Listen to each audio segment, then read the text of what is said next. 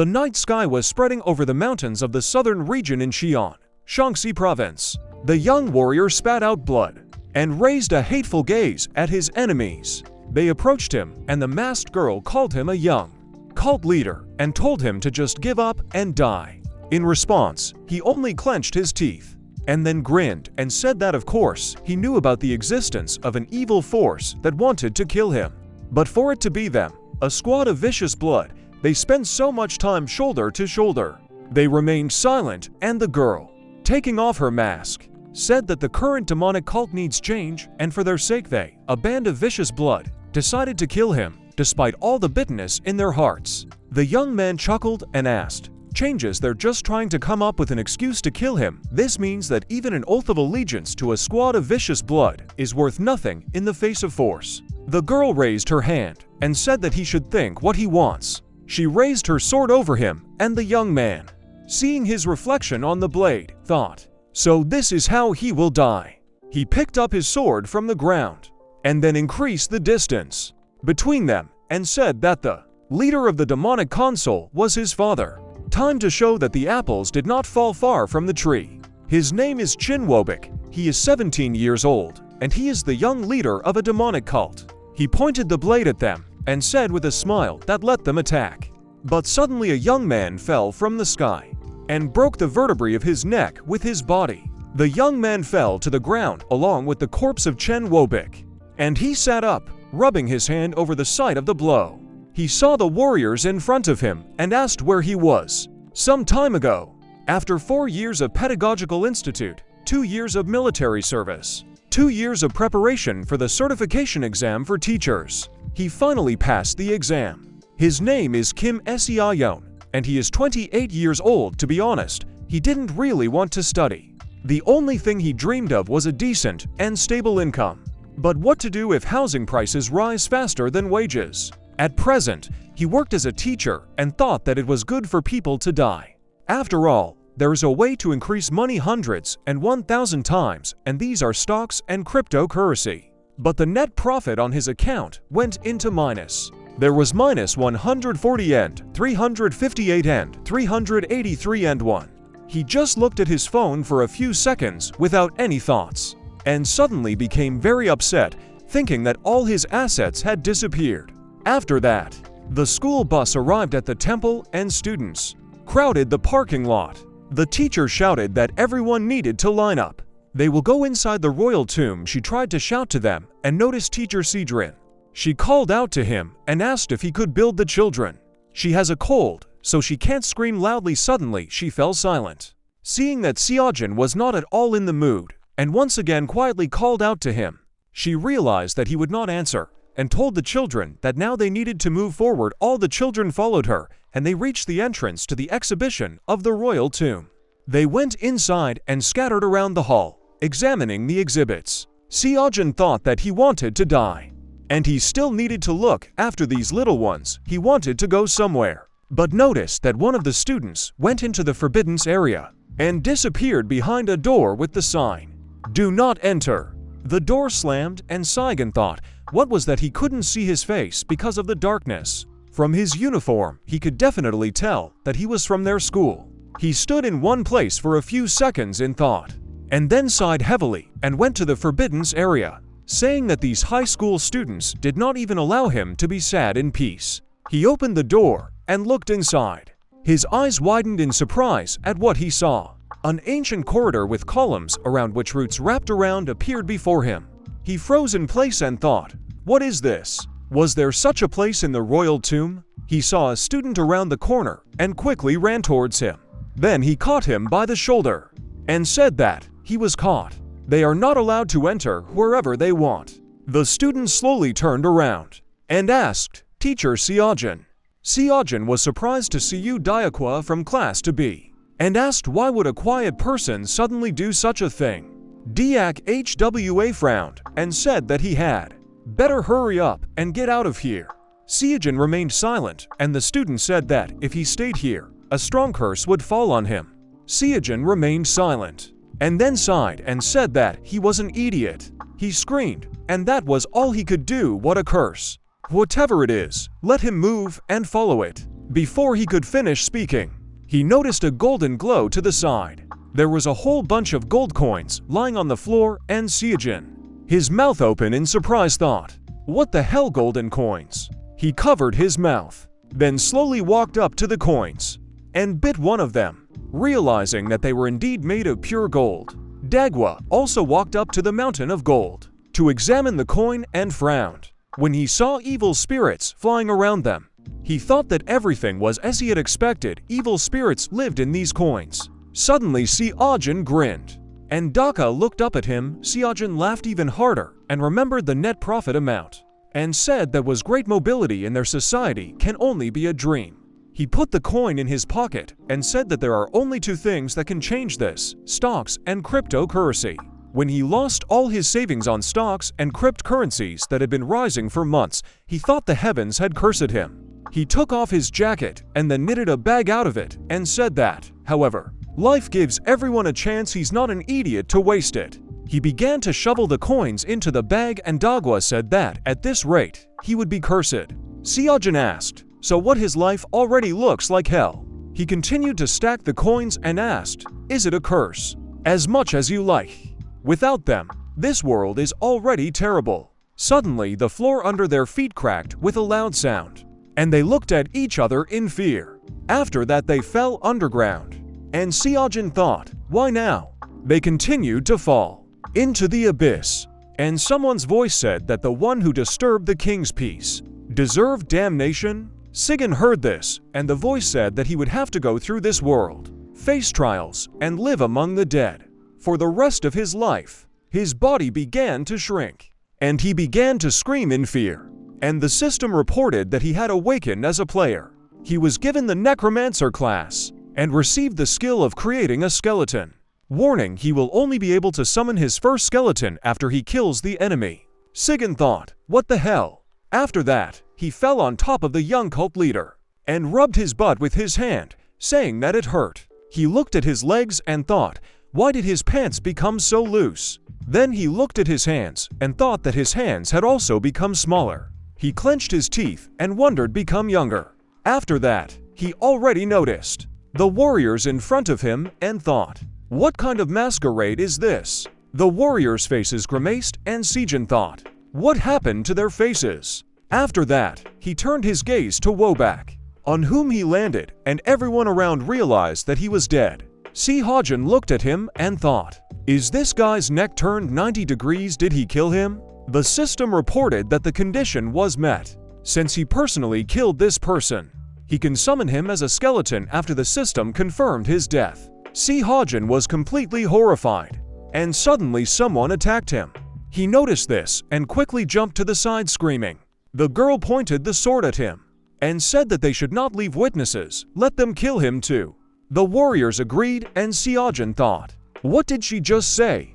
Are they going to kill him? He gritted his teeth and thought that he understood everything. They must be angry that he killed their ally. He began to slowly step back and said that they should listen to him. It was just an accident. They all need to calm down. He just fell from the sky. But the soldiers did not listen to him and attacked him, shouting that he must die. Seojin began to run away from them and thought that words were powerless. But suddenly he tripped over his own foot and fell to the ground. At that same second, the sword pierced his shoulder, and tears appeared in his eyes. He screamed at the top of his lungs in pain, and his screams spread throughout the entire area. The girl said that this was his reward for killing the young leader instead of them. She will send him to the next world painlessly. Seojin thought, what is this idiot even talking about? She pierced him with a sword. The girl did not take out the sword, and he thought it hurt. Very painful. Does he die so pathetically? In some strange forest in an unknown part of the world, he remembered his whole life, how he served in the army, how hard he studied, and how he finally became a teacher. He clenched his hand into a fist and thought, he hasn't even spent those gold coins, and he's already dying. Suddenly a system window appeared in front of him, and he read what was written there. He can summon the first skeleton warrior. Does he want to call him? Tears flowed from Seojin's eyes, and he began to think normally. Kim Seojin would, worrying about his possessions first, but in a moment of desperation, worrying is a real luxury.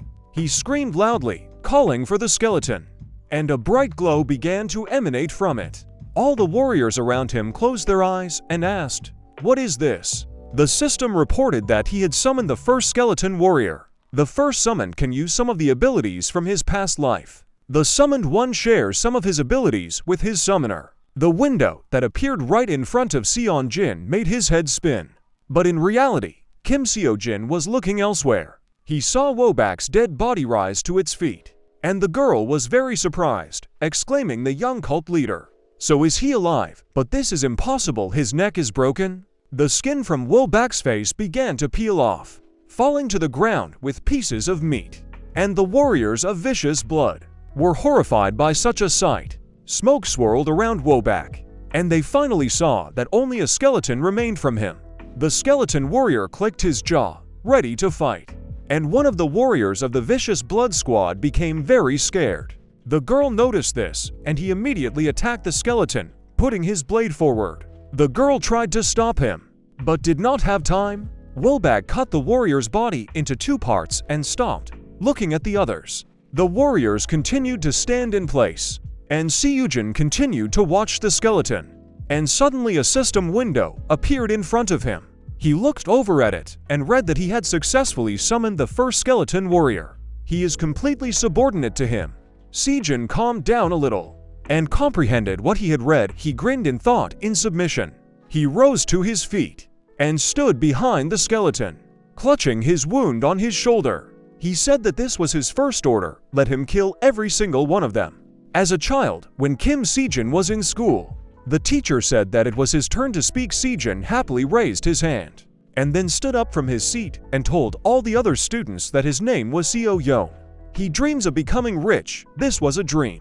He had since childhood to fulfill this. He worked non-stop, not sparing himself, and although this was not how he imagined it in the end, when his dream almost became a reality, he found himself on the verge of death. In the dark forest among the mountains, a bright purple flash appeared, which came from a skeleton warrior. He stood with his mouth wide open in a silent scream, and covered the warriors of vicious blood with a wave of fear.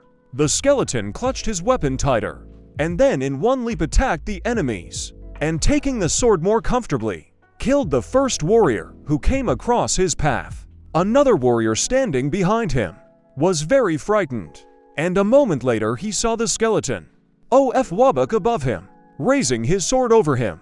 With one swing of the blade he killed him, and the girl became nervous, saying that they should not panic. Let them be ready to attack. Seojin continued to watch from the sidelines and wondered what was going on here. The girl shouted that even though the young leader had become a skeleton, it was still him.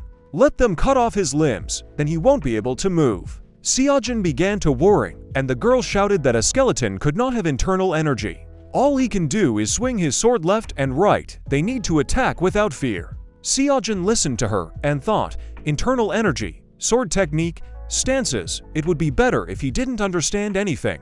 Realizing this made him grin and think that he didn't want to admit it. But there could be no doubt he entered the world of martial arts. The skeleton opened his mouth slightly, releasing steam from his mouth, and said something unintelligible. The warriors froze and trembled with fear when they heard this, and the girl, noticing their reaction, thought that they were brats. She gritted her teeth and rushed forward, telling everyone to get out of her way. She looked resolutely at the skeleton and shouted that she herself would cut off the head of the young leader.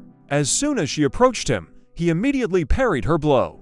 Sparks flew from the impact, and her hand trembled from the impact of his force. The skeleton quickly put the sword away, raised the blade, and swung it. Attacking her, she blocked the blow. The two swords hit each other with a shrill clang, and the girl's body trembled at the same moment. The skeleton decided to use another technique. He turned sharply, moving away from her sword, and moved behind her, pointing the blade at her side. The girl did not react. She looked in fascination at the skeleton who was going to kill her, and thought that this was the martial art of the young leader. At the same moment, the blade pierced her body. Blood flowed from her mouth, and her lifeless body fell to the ground. Having finished the fight with her, the skeleton looked up at the other warriors, instilling wild fear in them, and their bodies trembled. They screamed in horror and altogether attacked the enemy. from all sides. Wobak stood up, and one of the warriors got too close to him and stuck a sword into. He clenched his teeth, continuing to push the sword deeper, but did not take into account one thing. He was a skeleton. The Wobak skeleton immediately turned towards the warrior, and a grimace of horror and surprise froze on his face. The next second he was dead. Another warrior rushed at the skeleton from behind and pierced him with a sword, but the skeleton immediately turned around and cut off his hands. The next warrior also thrust his sword into the skeleton from the back, and was joined by another piercing the skeleton's chest, but it did not cause him any injury. This is immortality. None of their attacks hit the skeleton that had returned from the dead. At the same moment, the skeleton immediately killed two with one swing of the blade and grabbed the sword. Stuck between the bones, he threw two blades to the ground, and Seojin looked at him, and then looked around the battlefield littered with corpses and froze in place. The skeleton looked at its owner and said something, but Saigon did not take his eyes off the corpses and nervously swallowed his saliva, thinking that this was the first time in his life that he had seen such a massacre. He remembered that it was he who ordered the killing of them all, and his gaze was filled with horror. He thought that he had no choice. Either he was theirs or they were his. With a cry, he grabbed his wounded shoulder and wandered somewhere to the side, saying that he needed to get out of here. Maybe there was still someone left here. He stopped, noticing a shine to the side, and looked closer, remembering how he scooped coins into a bag, and thought that it was his bag. He walked up to the bag and said that this was such a relief. He had already forgotten about it. It was all for this purpose. He tied the bag and looked at the river on the bank of which he sat down. He saw his reflection. His face looked younger. The stubble and dark circles under his eyes disappeared. He was not mistaken. He really became younger. He continued to look at his reflection in the water, and at one point grinned. He stood up and thought that, in principle, he didn't care whether he was young or not, no matter what kind of world it was. He threw the bag over his back and thought that as long as he had money, he absolutely didn't care, even if it was hell. After that, Saigon wandered off in an unknown direction, passing by the corpses of the vicious blood squad. Time has passed. In the great myriads of mountains, in the royal pavilion of the demonic cult, there was a palace where an old man sat on a throne. The girl in front of him bowed her knee, and he said that the vicious blood squad was killed. The hooded girl smiled and replied that she knew. The old man laughed and then laughed completely and said that this was amusing, very entertaining. The girl felt the pressure coming from him, and a drop of cold field ran across her face. The old man said that she should go to the central plains. The girl smiled and replied that it would be as he ordered. Night fell. The East Lake Tavern was bustling with life. Girls were serving food, and visitors were drinking. The man at the table drank alcohol and said it was great. His friend poured him some more and said that he was in a good mood today. Did anything happen? He replied that he just realized how fun it is to live. His friend said it was funny. He didn't think he'd hear it from someone who was always complaining about being bored. The man laughed and asked if he had heard the rumors yet. Rumor has it that a new holy star has appeared. His friend was surprised and asked, "Is he talking about the sword of the small lunar storm Yen Jegan?" The man test and said that this has long been just a forgotten past. At the same moment, a young man in a white robe came out of the room on the second floor, and the man said that the man's name was the king. His friend was surprised. King? Is that what they call a newbie? Nicknames are something like nicknames in the martial arts world, usually given in honor of the weapon, appearance, or martial art used, but never before had the newcomer Muram been called king. The man smiled and asked if he wanted to meet him too. Although the rumors have not yet spread far, he is still the new star of Miram, the king. His friend did not find what to answer, and suddenly, the steps of a young man were heard on the stairs. The men slowly turned towards the sound, and the young man slowly began to descend from the stairs, attracting all eyes to him. The workers and visitors of the tavern were surprised and said that this was the king. The king is here. The man looked at the young man and thought, "Is this man the king?" The young man went downstairs and then pointed his finger at the innkeeper. and said that she should bring him that thing. She excitedly agreed, and one of the visitors asked if it was really him. The man at the table thought that he asked her to bring it to him. He doesn't think I'm going. The innkeeper brought a bell to the young man, and the man, looking at it, thought a bell after this. The young man raised his hand with a bell and began to ring it, attracting attention to himself. All the visitors immediately screamed joyfully, and only the man did not understand what was happening. His friend said that as soon as the bell rang, all food was free.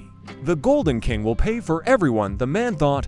Golden King, his friend smiled and wanted to say his name, but everyone began to chant the nickname of the Golden King, interrupting him, and at one moment the king raised his hand to ask them to be silent. His name is Kim Seonjin. Seonjin looked at the joyful patrons of the inn and thought that his name was Kim Seonjin. He was once a high school teacher, but now he is known as Kim Seonjin, the Golden King. He raised his glass of alcohol and said that they all needed a drink. Let them pour, the visitors joyfully shouted the name of the Golden King, and Seonjin thought that he had been in this village for 3 weeks and had already gained weight. As he thought, this is the world of martial arts, he drank some alcohol and thought, but who cares anyway, the gold coins he has will last him for the rest of his life. By the way, his body is young now, right?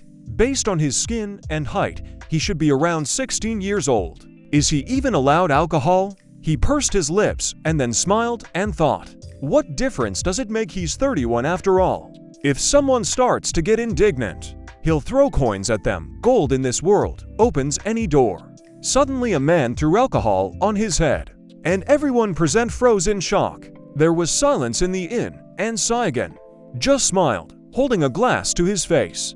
Other thugs surrounded his table, and the one who poured alcohol on him called him fat and said that he heard he was the notorious Golden King. Let him give everything he has if he wants to live. This man was from the bandit group Holiday Scientists. Saigon remained silent and then drank the entire contents of the glass and swallowed. After that, with a wide smile, he turned his gaze to the bandit, and he, taking out a sword, raised the blade to his face and asked, did the geek just laugh? He can't assess the situation. Saigon sighed through a smile and refilled his glass. A guy ran up to them and asked the bandit for forgiveness. Let him allow him to apologize for him. He will take him to another place so that he does not disturb them. The man replied that it was too late. As soon as he took out the sword, the fate of this place was already sealed. The young man began to push him towards the exit, and he did not resist. He looked at Sejin and asked what he was doing. Let him run away faster. This is very depressing. The man threw the boy away from him and exclaimed, what did he say in his opinion? You can joke with him, why is he putting it out there? Sejin smiled and said that as he thought, the world of martial arts is so interesting. Drinking is one thing, but this just happens non-stop. He'd better listen to the servants while he can.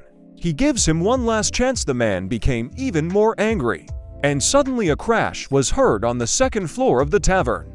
The ceiling cracked, then broke completely, and Wobak landed behind the bandit. The bandit slowly turned around, and the skeleton, looking up at him, clicked his jaw and uttered the word brain several times. The bandit seemed to not believe what he saw, and Saigon, lightly touching the skeleton's shoulder, said with a smile that he shouldn't kill them. They're just bandits. The smile on his face suddenly disappeared, and he said that he would rather send them straight to hell. The lights in the skeleton's eye sockets lit up even stronger, and he immediately rushed towards the bandits. They stood there dumbfounded, and Saigon, again taking a glass of alcohol, began to drink it and listened to their screams. He drank it all down and sighed with a smile, and then went up to the owner of the establishment and poured him a handful of coins, thanking him for everything. This is payment for food and repairs. The old man thanked him, and Sejin went to his room amid the screams of the bandits. He thought maybe he should go to bed early today. After that, a girl appeared on the night street, heading towards the tavern. Her hair fluttered in the wind, and the moonlight illuminated her silhouette. She thought, so this is where the East Lake Inn is. Her name is Dan Saigon. She is 16 years old and the eldest daughter of the Gensou Dan clan. She approached the entrance and then went inside and stopped. When she saw the beaten bandits in the hall, she froze in surprise in the aisle, and the young man, sweeping the floors, asked if she was a guest. He apologizes for the inconvenience. The guests quarreled a little. A common thing in Miram, isn't it? He laughed awkwardly. And she, looking at the bandits lying in delirium, thought that they looked like slackers, although the strength of their livers was worth noting. Academy students are moving in this direction. She sighed and told the young man that they should just give her a room. He agreed and said that she should let him accompany her. He noticed a badge with a design on her belt, and it seemed familiar to him. She noticed this and asked if something was wrong. What is he looking at? The young man began to worry and apologized, answering that he did it unconsciously. It was just that one of their guests wore the same design as hers, drawing with a tiger. Meanwhile, Seijin and the skeleton stood in his room, and on his cloak there was a tiger wrist tag. Seijin laughed and said that the more he thinks about it, the funnier it gets. And what is so special about the world of martial arts? One simple skeleton can take care of everything. He looked at the ceiling and asked, "Is this really a curse? Looks like a blessing." He remembered the moment when he fell into this world, and suddenly the system asked, "Is it a blessing?" He had heard about this before. Seijin looked at the system window in surprise, and the system said that he was not a resident of Miram. He was surprised. Seijin didn't understand what was going on and asked what the hell. The system said that guests who entered this world without an invitation should be returned to their world. Test protocol. The system stopped short and immediately erased the last word. Seijin continued to look at the system window in shock, and the system reported that the initiation of the greeting protocol had begun, initiating the adaptation stage for the lead protocol. Welcome protocol, stage 1 and 1. He needs to enroll in the Venerable Martial Arts Academy. Is he willing to accept the quest? Meanwhile, Seiken showed the badge to the servants and said that this design was worn by students accepted into the Venerable Martial Arts Academy. Every student of theirs must wear this badge. The young man was surprised and asked, "Venerable Martial Arts Academy, is this the largest and most famous academy in Miram?" The Venerable Martial Arts Academy is an educational institution where all clans dream of sending their successors. This is the best educational institution in Miram. Seek-hun thought that tomorrow she and the first accepted student could go there together. She doesn't know which clan he belongs to, but since he spared these brainless people, then he's definitely a kind and honest person. Meanwhile, Seijin laughed with a creepy grimace, and accepting Wobi asked why he would do this. They won't have any problems there later. It's better for him to eat and play for the rest of his life. There's a lot of coins. He fell on the bed and said that now it was time to go to bed to enjoy tomorrow. The system window continued to hover over him with a question, and at one point, it began to glitch. Then it disappeared completely, and hundreds of warnings popped up in front of Sajaja. He sharply opened his eyes and saw that there were several system windows above him with an inscription that punishment would follow. He got up from the bed and thought, "What's going on?" The system reported that he rejected the quest. The curse of the dead class punishment is activated. Sajaja closed his eyes from the sharp pain and thought, "What is this?" His hands began to hurt. He looked at his palm and saw that his skin along with the meat was peeling off the bones, and remembered how he fell into the abyss and ended up in this world. He screamed in pain, and someone's voice said loudly in his head that the one who disturbed the king's peace deserved a curse. Seigen continued to scream in pain as those words echoed in his head. His face and body began to boil with heat, melting all the fat that he had eaten these days, and he fell exhausted from the bed and began to moan in pain. He slowly crawled to the mirror, grabbed the table with his hand, and stood up. Sweat appeared on his face. The air he exhaled was hot. He saw his reflection and, not believing his eyes, said that it was not so. He continued to look at himself in indescribable horror in the mirror. He saw that all his skin had peeled off from one half of his body, leaving only bones. The curse states that anyone who disturbs the king's peace deserves to be cursed. He will have to go through this world, face trials, and live among the dead for the rest of his life. Wobak stood nearby and watched him, and when he saw that he, too, had become a skeleton, he laughed quietly. Meanwhile, Seijin continued to look at his reflection and said that this cannot be true. Suddenly, a system window popped up in front of him and reported that the class punishment had been activated. The dead man's curse had worked. Seijin cursed, and the system asked again if he wanted to accept the quest to join the Venerable Martial Arts Academy. Seojin shouted that this stupid venerable academy had not given up on him. Let them immediately turn him into a human. A new system window appeared in front of him, which informed him that if he completed the first limited quest, the punishment would subside. Is he willing to accept the quest? Seojin clenched his teeth, realizing that he was trapped, and said that he had no choice. He accepted the quest, and the system reported that he agreed. The welcome quest begins. Tomorrow morning, he needs to meet with noble people on the first floor of the inn. After that, the whole city fell into sleep, and after a while morning came. The sun's rays illuminated the first floor of the tavern. In Saiken, who had recently woken up, came down here. She looked around and saw a crack on the floor that was left by yesterday's bandits, and remembered the conversation with the servant. Then she thought about the new student, and that they could go together. Since he defeated these brainless people, then he is definitely a kind and honest person. Saiken smiled at her thoughts, and thought that since he was not here, they would still see each other at the academy soon.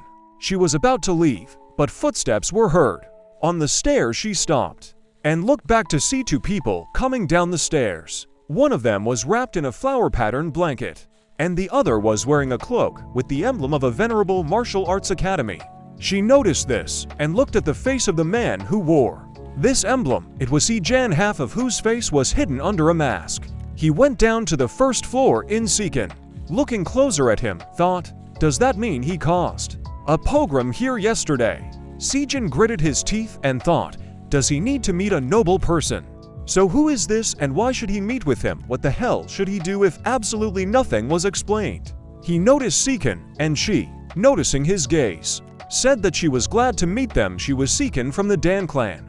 Seojin remained silent and ran an appraising glance over her, and then thought, is this child really a noble person? Seiken beamed at the meeting with him, and, noticing that there was silence between them, cleared her throat and said that she apologized. She went beyond the bounds of decency because she was glad to see him. She just heard that the person who taught those bandits a lesson yesterday is a student at the same academy as her. The system reported that the quest stage was completed. The third stage of the quest begins. Let him follow the nobleman to the venerable martial arts academy. Once the affinity level reaches 100, he will receive an additional reward. He can summon another skeleton. Seojin sighed and thought, dissatisfied the level of intimacy. What kind of splinter? He accepted the quest, and a proximity scale appeared above Seiken's head. At the moment, it was 15 out of 100. Seojin thought that this is the level of intimacy. If it gets full, will he be able to summon another skeleton? He glanced at Wobak, who stood behind him, wrapped in a flower blanket, and laughed. Seojin thought that if it weren't for the skeleton of the young cult leader, he would have been dead long ago. If he can summon another, then he will definitely be useful. Seojin smiled, and quietly said that this was great. Seiken asked what he was talking about. He realized that he had said it out loud and smiled sweetly, answering that he was just glad that he could walk to the academy with her. Seiken was delighted and said that it was worth telling her.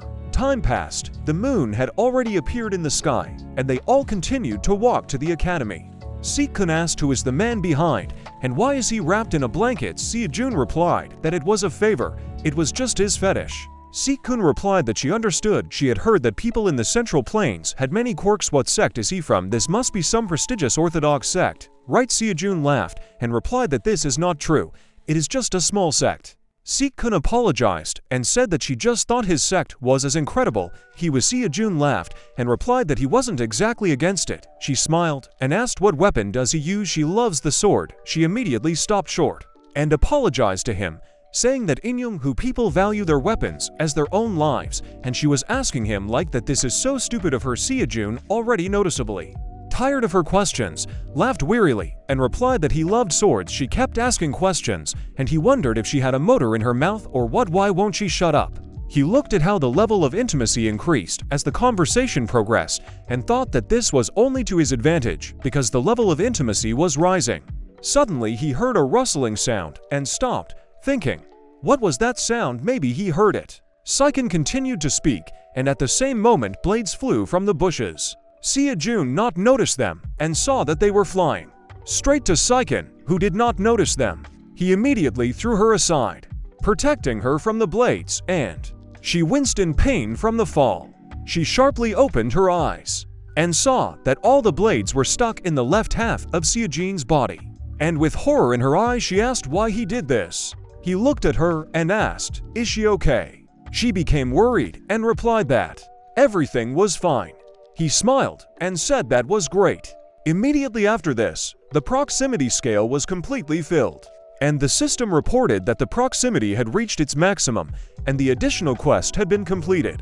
He can now summon another skeleton. Jun sighed heavily and, turning away from Saiken, thought that he had almost died. Thank God. He only has a skeleton there. People appeared from the bushes, attacked them, and began to slowly approach them. One of them said that if they died from that attack, it would deprive them of the need to waste energy in vain. Another bandit said, like their elders in Jonghu, they don't want to fight them. All the bandits smiled, and Saiken, taking out a sword, asked who they were. She shifted her gaze to the side, looking at Sejan, and thought that since he tried to protect her, now she would protect him and impress him. The bandit asked, "Is the eldest daughter of the Gansudan clan, Saiken?" "Isn't that her?" She asked how they knew who she was. The bandits just grinned, and she clenched her teeth in anger. She pointed the sword in their direction and said that people with good intentions don't just come. And for those who came with the evil ones, there is no point in asking. After that, she sat down, then sharply rushed forward and began to repeat in her head the phrase that people with good intentions don't just come. Those who come just like that cannot be kind. Her eyes filled with rage, and she thought that whoever kills first wins. She will cut them into pieces. She used the Dan clan's secret art, Sun Moon Sword technique. First move technique, Sunset Strike. The blade almost reached the bandit's face, but he continued to stand still, and she thought that he had been caught. At that same second, the bandit slightly tilted his head to the side, dodging her sword, and she was very surprised. After that, he shifted his whole body to the side and asked if she underestimated her elders too much. He said he knew who she was. She is a child of the Dan clan. Immediately after these words, he kneed her in the stomach and blood sprayed from her mouth. She clenched her teeth, not going to give up, and with one leap increased the distance between them. She sheathed her sword and decided to use the second move of the technique, Moonlight Twist. With a sharp movement, she took the sword out of its sheath and waved the blade at the bandit's face. He said it wasn't that bad. It was obvious she didn't study it carefully. If she wanted to kill him, she should have held out a little longer. He grabbed her by the throat and then lifted her off the ground, and she began coughing and choking. Saliva flowed from her mouth. Her whole body trembled, and she let go of the sword. After that, she fell silent, and Saigen said that he should stop immediately. He approached them, glaring at the robbers, and the man asked, "Is he still intact?" He threw Saiken to the ground and said that he could have survived if he had pretended to be dead. He's so stupid. Other bandits took out weapons, and the main one said that nevertheless, let him not blame them later. After all, that's what Miram is all about, isn't it? Saigen remained silent, and after a short pause asked Moram. He thought that at first Miram shocked him quite a bit. People here greet with swords, and the price of a human life is no more than that of a fly. However, ironically, it instead gave him a sense of freedom after decades of being restricted by laws. In such situations, unlike in the past, there is no point in doubting violence. He called out to the skeleton of Wobak and said that it was his time to go on stage. The skeleton clicked its jaw, saying Golgog several times, and stepped forward. The bandit said, "Let them kill them. None of them should survive." This night after that, all the bandits rushed to attack at once, and the skeleton grabbed the sword, then swung it. But the bandits managed to dodge, and one of them said that it was too slow. Suddenly he noticed that the skeleton crossed his gaze and thought that human eyes should show him emotions. But at that moment, it was impossible to feel anything in those unusual eyes. At the same moment, the skeleton swung his sword, cutting the bandit's body in two, and the others began to worry. They saw his sword technique and realized that he was a master of martial arts. They would have to pin him down. One of them threw his weapon on chains at the skeleton, immobilizing his movements and tightening the chain. He shouted to the others that now was the time. And after these words, other bandits surrounded the skeleton on all sides and plunged their blades into it. But they could not wound him, and he laughed. Pressing his sword on the chain, the bandit was surprised and thought, what the hell, he feels as if he has pierced the air. Saigon stood aside and watched as the bandits tried to kill the skeleton and thought, what was going on? They can lose at this rate. Suddenly an idea came to his mind, and he remembered that, as a reward for an additional quest, he received the ability to summon another skeleton. He quickly ran to the cut-up corpse of the bandit, while the others tried to kill the skeleton, and wondered who this was. Why doesn't he die? Sayadrin extended his hand towards the corpse, and used his summoning ability. And after that a glow began to emanate from the corpse. The two halves of the body reached out to each other, and then grew together, and the dead man began to rise to his feet with a crash. His skin began to melt, leaving only bare bones of the corpse. All the skin finally peeled off from the skeleton, and he turned around, eyes sparkling. After that, a heart-rending scream of the dead man was heard. He threw his head back, and the system reported that he had summoned a second skeleton. He receives part of the powers of the summoned skeleton. Saigon winced in disgust, covered his face with his hand, and the system informed him that from now on he could cancel the call. One of the bandits asked, "Younger brother, is he alive?" The skeleton did not answer him, and Saigon, removing his hand from his face, told the skeleton that he should kill them. Immediately after the order, the skeleton screamed and rushed towards the bandits, clenching his hand into a fist. His former comrades froze in place and thought, is this the fist of the void? At the same moment the skeleton hit one of them, and the other bandit asked what was happening. Is the younger one still alive? Their leader told him not to talk nonsense to him. Could he live with just bones? It's just dark art. Meanwhile, the skeleton of Wobak began to clack its jaw and pressed harder on the chains. He broke free from the bonds, throwing the bandits away from him, and laughed. They froze in horror in place. And at the same moment, the skeleton waved his sword, killing one of them. After that, he went to another bandit, and he, preparing for the attack, cursed. At the same second, the second skeleton hit him with a fist of emptiness, throwing him aside, and the skeletons began to fight together. The bandit leader stood back, watching his comrades being killed and listening to the sounds of tearing flesh. He said in horror that this was impossible. All his younger brothers are dead. How did this happen? All that remained on the battlefield were the corpses of his brothers and two skeletons standing above them. They both looked at the last surviving bandit and laughed. The man approached Saigon and thought that he had to deliver the goods. He grabbed the package from her belt and ran into the forest, thinking that was all he needed, but suddenly he heard the cracking of bones nearby and saw a skeleton running next to him. The skeleton looked at him, and the man was very scared. And after that his blood splattered all around. After the fight, Seijin carried Saigon and planted her near a tree. He sighed heavily, looking at her, and a rustling sound was heard behind him. A skeleton approached him and called him, saying, "Golgal." Seijin turned around and said that he was back. The skeleton showed him the package, saying Golgal again. And Seijin took a closer look. He came closer and, taking the package, asked what was wrong with it, that those bandits were hunting a child. He thought for a while, and then smiled and said that everything is clear, this must be a treasure. He unwrapped the package and, seeing the box inside, laughed in anticipation, and said that the box already looked just right. He opened the box and saw something there that he did not expect at all. Inside he saw a smartphone and thought, what the hell is it doing here? What's the smartphone left here? What's the point? Is this some kind of joke? It looks like something new, but already beaten up. What kind of irresponsible child did this? He tiredly scratched his head, and the skeleton said questioningly, Golgal. Sikun finally woke up. She noticed a smartphone in Sia-chan's hands and became very worried. She said that he should give it to her. After that, she grabbed the sword from the ground and said that she did not want to point the blade at her benefactor, so she asked for it back. Sia-jun remained silent and saw that her hand was trembling, and then he sighed and his gaze filled with determination. He said he had a couple of questions for her. If she answers, he will return it. Si-kun said that he should ask them. He asked who attacked them. She replied that she didn't know, but many people were targeting their clan's treasure. She thinks it was one of them.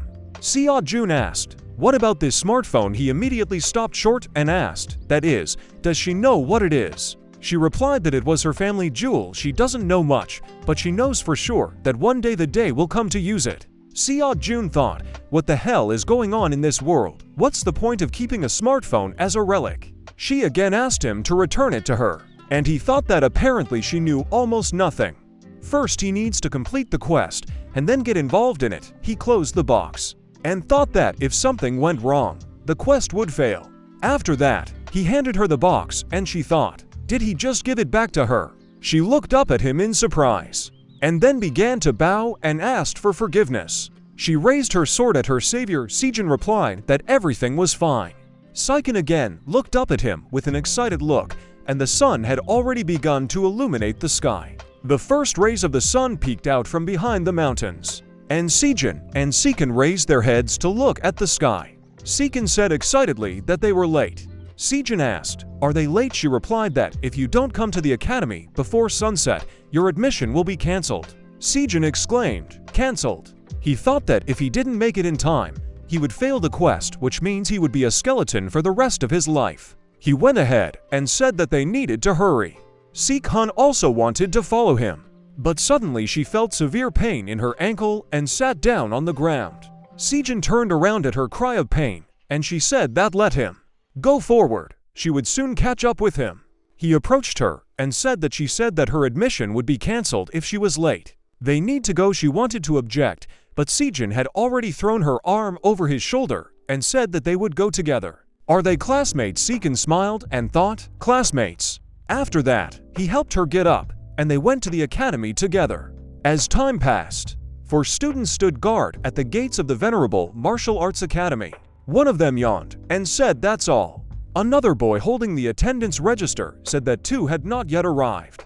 The guy said that according to the rules, you need to close the door at dawn. There are no excuses for those who are late on the first day. His name is Lee Chan. He is the head of the student council and the swordsman of the 7 strikes. The guy began to close the gate, and suddenly a woman's voice was heard asking them to wait. The guys turned around and saw that Seo-jun and Si-kun were coming towards them, and the guy who was closing the gate stopped. He looked at the rising sun, and the guy with the attendance register said that there was someone there. What should they do? The head of the student council said that they should close the gate. The gate continued to close, and Seo-jun and Si-kun asked them to wait. Lee Chong shouted that they were already late, so let them go back. Si-kun exclaimed that the sun had not yet fully risen. Lee Chong responded by shouting that it was up to him to decide. Si-kun said that she apologizes. They had unforeseen circumstances. She will explain everything. The gate was almost closed, and Lee Chong said that there is not a single grave without a reason, and not a single person without personal circumstances in Jonghu. Seo-jun thought that if he didn't come in, he would fail the quest. Since everything has turned out this way, he needs to do it. He annoyedly called out to Lei Chong and said that they could find out everything in battle. Whoever wins is the one who wins. Lei Chong heard these words and stopped. Then he paused the closing of the gate and asked, "Did he say, in battle does he want to fight him?" Seo-jun asked, "What is it? Is he unsure of himself?" Lee Chong opened the gate completely and came out to meet Seo-jun, saying that this is a rather strange attitude for a latecomer. Okay, he changed his mind. Another guy from the academy thought that every sane person had heard the name of the head of the student council. At least one swordsman of the 7 strikes, Lee Chong, an up-and-coming talent who has attracted everyone's attention since entering the academy. They are idiots. They would have returned quietly, and they would not have been beaten. Lee Chong introduced himself and said that he accepted his challenge. Si-kun asked in surprise. Swordsman of 7 strikes. Seo-jun asked, "Does she know him?" She replied that she had heard about him. He was quite strong. Lee Chong showed the number on his fingers and said that they would fight until 5 beats. If he can withstand 5 of his blows, he will let them in. Si-kun gritted her teeth and thought that since he was their opponent, even 3 would be enough to end everything. Lee Chong asked, "What is it?" They got scared. His skills don't seem to keep up with his language. Si-kun thought, if only her ankle wasn't injured. Seo-jun remained silent, and then released Saiken, and stretching his shoulder went to Li Chong and said that it would be better for him to answer for his words later. Sikun called out to him wordly, and he told her not to worry. After that he grinned and thought that Golgol could handle it. Li Chong, noticing his grin, said that this was the right attitude by the way. He will fight, not his servant. Seojin immediately became worried, and Li Chong, noticing his reaction, asked if he was really going to dump him all. The skeleton laughed quietly, and Seojin thought that this wouldn't work. Okay, just 5 hits, maybe he'll succeed somehow. He waved his hand to the skeleton, and he walked up to him, handing him the sword. Li Chong said that he would also take off this mask. Seojin replied that he should try it if he could. He sighed and thought he needed to concentrate. It was only 5 hits. After that, he took his sword out of its sheath and took a fighting stance. Li Chong asked in surprise what he was doing.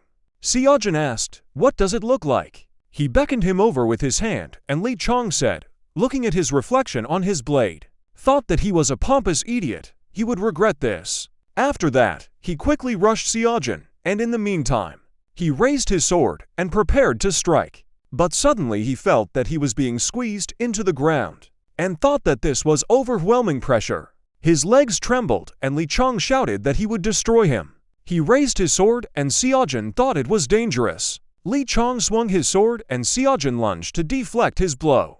Their swords collided, but Li Chong was stronger, and Seojin was thrown back by the collision. He gritted his teeth and then cursed and hit the ground. He landed and looked at Li Chong, who was standing in front of him.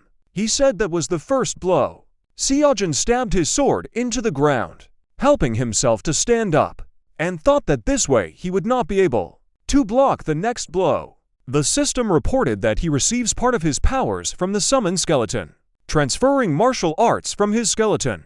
Seojin glanced at Golgol and wondered will he get his skills. Golgol caught his eye and laughed quietly, after which his power transferred to Seojin, and he received the knowledge and skills of Chin Wobik. Li Chong pounced on him and exclaimed, "How dare he get distracted in the middle of a fight?" Seojin thought he was pretty fast after that. Li Chong swung his sword, but Seojin dodged, and he thought, "What is this? Does his body move on its own?" He quickly jumped up and deflected Li Chong's sword to the side with his blade.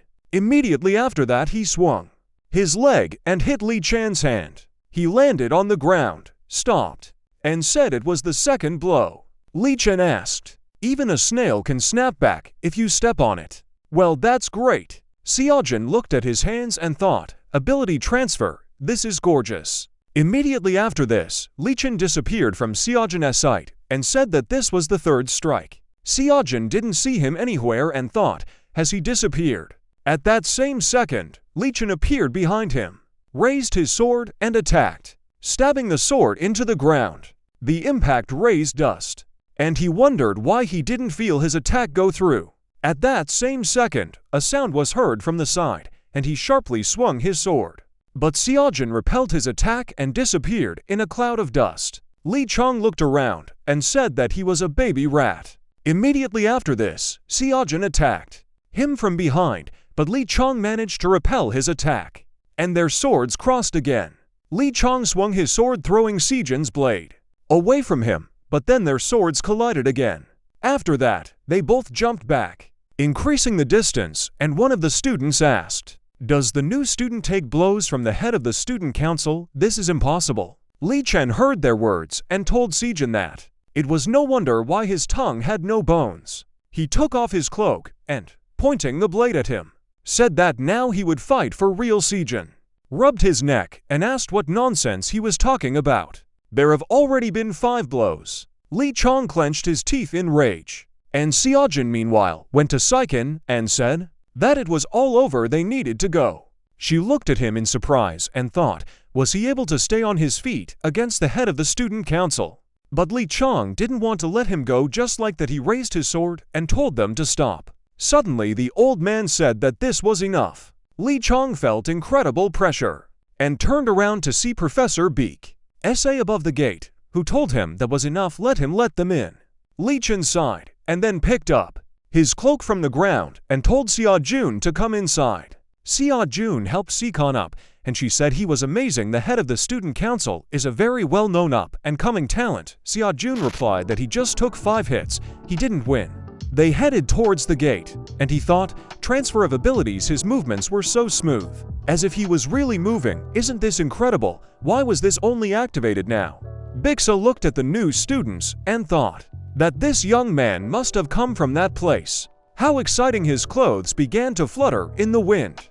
And he said that the wind was starting to blow, and it smelled of blood. He looked at the sun, which had already fully emerged from behind the mountains. And after that, some time had passed. Saigon entered the academy grounds and said that he had finally done it. The system reported that the quest was completed. The dead man's curse was lifted. Saigon took off his mask and smiled, looking at the academy building. Behind the old traditional buildings, he saw a modern high-rise and wondered what the hell.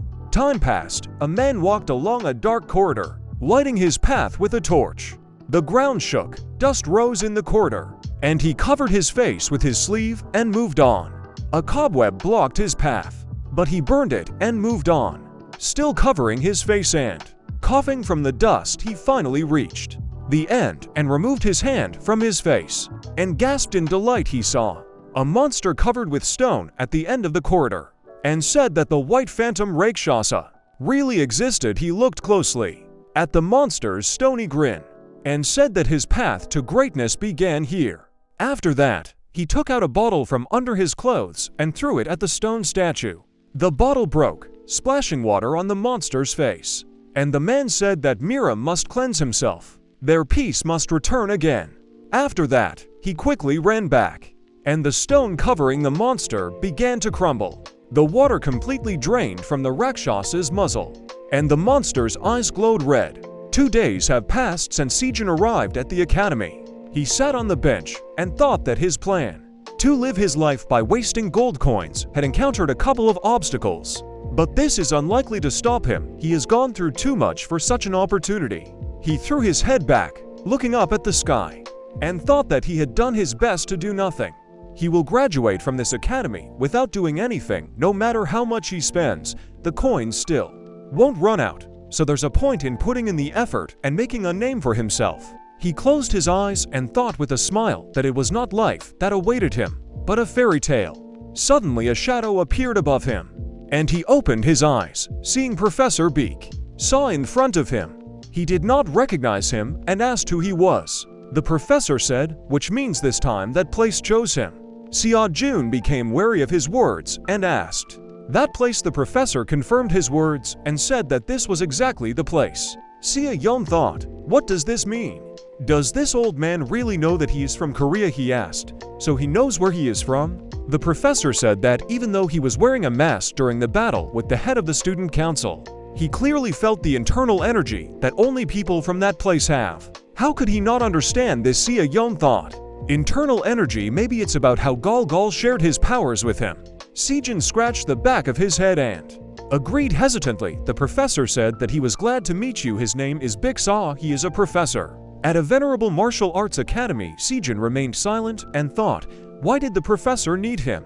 Because of a fight with the head of the student council. He bowed and said that he was glad to meet you. His name is Kim Sijin. The professor asked Kim Sijin strangely. From what he knows, the leader of that place does not come from the Kim clan. Well, he doesn't really care about using pseudonym. Sijin asked. So why does he need it?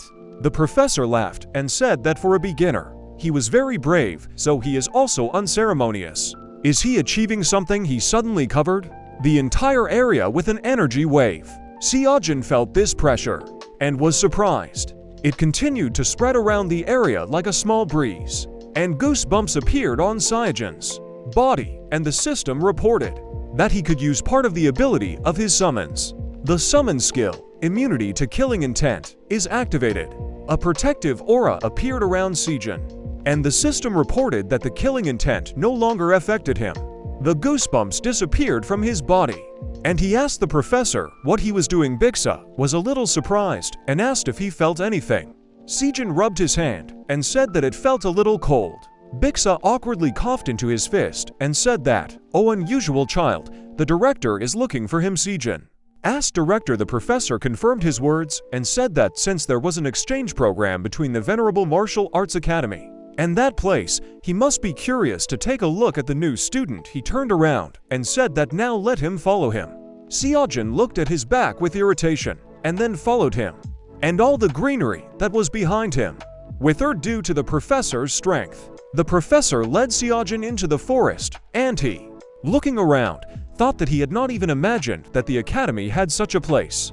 The professor turned around slightly and asked how was the atmosphere in that place. Seojin shuddered and asked what the atmosphere was like. The professor said that the Orthodox faction and the demonic cult are finally uniting after 70 years. Hasn't the atmosphere changed there? The demonic cult and the Orthodox faction have been enemies for quite some time. It must have been a difficult choice. Seojin thought that this was the Orthodox faction, and Golgol himself was from a demonic cult. This old man says they are uniting after 70 years. The situation is approximately clear to him now. He understood why Golgol was attacked. By that place he must mean a demonic cult, and those who attacked Golgol did not want to unite with the Orthodox faction. It's getting more and more problematic.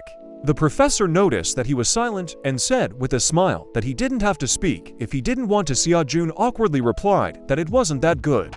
The professor said it was normal. The Orthodox factions of Miram also disagreed. The smile on his face disappeared, and he said that he should be more careful here. Seojin stopped, and after a short pause, thanked him for his advice. The professor smiled for a moment and said that he would go. From here on his own, Seojin went to a house located in the middle of the forest, and the professor said that there was something else. Let him not believe everything the director says. Seojin remained silent and moved on. A few minutes later, he reached the director's house and stopped at a stone tablet on which it was written that the director lived here. He sighed and smiled and said that this is such a clear inscription. He walked further towards the entrance and suddenly felt an inexplicable force. He stopped and this feeling disappeared. Then he asked what it was. Suddenly a system window with a timer appeared in front of him and he removed it, asking, "Now what? Where does it even come from?" Suddenly the director said that let him come in since he came. This voice reached Seojin from all sides, and he, looking around, thought, is there a man sitting here somewhere? He went inside the house and saw the director at the table, who was writing something on parchment. His name is Jengwright. He looked up at Seojin and said that it was the demonic cult who sent him. He had been waiting for him for quite a long time. Seojin bowed to him with a smile and said that he sincerely asks for forgiveness. He should have come to him immediately after arriving. Chongri wrote a hieroglyph the parchment and said that he did not need to apologize. Seojin asked, so why did he want to meet him? The director replied that it was definitely not just to gawk at him. People from the Orthodox faction of Moran think that members of the demonic cult grow horns, and also that they drink human blood. But there are few differences between them, and the demonic cult is not it. Seojin replied that he thought so too. The director smiled slightly and, taking the parchment, said that moreover, people of the Orthodox faction believe that they are much better than those who are in the demonic cult. He hung the parchment to dry and asked what was his opinion on this matter. Saigon replied that they can think whatever they want. The director asked what they want. He looked at him and asked, even if such freedom could harm many. Saigon scratched his cheek and replied that he was not sure, but even so, you cannot simply deprive them of your opinion. The director laughed loudly, causing wind to rush outside the house, and said that the brat from the demonic cult was protecting the Orthodox faction. He came down from a small podium and said that he had a request. Saigon replied that he hoped not. He smiled wryly and said that asking something from a brat from a demonic cult was not befitting of his status. The director said that he should become the best student at the academy. Saigon asked if he didn't listen to him at all, and what else is the best student? The director replied that he had listened to him. Let him take first place and wipe the nose of the hypocrites from the Orthodox faction. Let him change their minds. After that, a system window appeared in front of Saigon, which reported a side quest. The director of the Venerable Martial Arts Academy, John Riddy, offered him a quest. Let him become the best student among the freshmen. As a reward, he will receive a special summons punishment for failure, dead man's curse penalty for refusal -1 call. Seojin gritted his teeth in rage and thought, where is this request? punishment for refusal one call after everything he went through for this, the director asked, "What is it he does not want?" Sejin laughed mockingly and replied that this was not true at all. He pressed the button to accept the quest and said that of course he would do it. The director smiled and nodded, saying that he knew he would agree. Sejin let the air out of his mouth in rage, then bowed to him and said through gritted teeth that for that matter, he was asking him to take care of him. He looked up at him with an irritated look, and the director said with a smile that he was so modest he is not sure that among the talents of the Orthodox faction there are others like him. Sejin looked away and thought that he was not modest. He was trying to ask him for help, moral and physical. The director waved his hand and said that was all. He could go. Sejin agreed and said goodbye to him, after which he turned around and left the house. The director looked after him and remembered something. He turned to his desk and said that he forgot to ask him about it. He glanced at the parchment on which he had earlier brushed Korean characters. By this time, Sejin had already distanced himself at home and stamped his foot in anger, thinking, he thinks this is how he can ruin his plan. He, even without doing anything, will become a better student. He again passed by the stone tablet and again felt that strange power. He stopped and thought again. A system window with a timer and an arrow appeared in front of him, indicating the direction. Sejin looked at it and thought he was so tired of it. He looked at the arrow and thought, now should he go there? He sighed and then walked back to the academy. But a system window appeared in front of him again with a timer and directions. He sighed irritably and asked, is he a treasure hunter or what? Suddenly a thought occurred to him, and he thought, maybe there is something valuable there. If these are gold coins, then it's absolutely gorgeous. After that, he followed the arrow and on his way met a passage underground. He was delighted and exclaimed that there really were treasures here. Well, should he go forward? He began to go down, and a man began to rise towards him, and they collided with each other. They both screamed, and the man fell head over heels down the stairs. He hit the floor with a crash and grunted in pain. He slowly stood up and asked Sejin, who is he? What did the student forget here? Let him disappear from here. The man began to look around, and a system window appeared in front of Sejin, which indicated the direction. The time was over, and Sejin thought, disappointedly, that the time was up. After that, the earth began to shake, and the man cursed and said that it was too late. The white phantom Rakshasa had awakened. Sejin asked, what did he say? White phantom of what? At that same moment, a sound began to be heard from the tunnel underground, and the man gritted his teeth in fear. The ground around the passage began to crack, and the man saw that a white phantom had broken through the wall of the tunnel, and he ran up the stairs screaming. But the monster was faster. It quickly pulled its spike forward and pierced the man's body right through. Blood poured out of his body, and Sejin asked in shock, what the hell? The monster had already completely managed to crawl out of the ground and threw the man's corpse aside. After that, it growled and attacked Sejin. He stretched his hand forward and called for a second skeleton. The skeleton's hand immediately appeared from under the ground, along with the rest of the bones, and they all began to connect into a skeleton.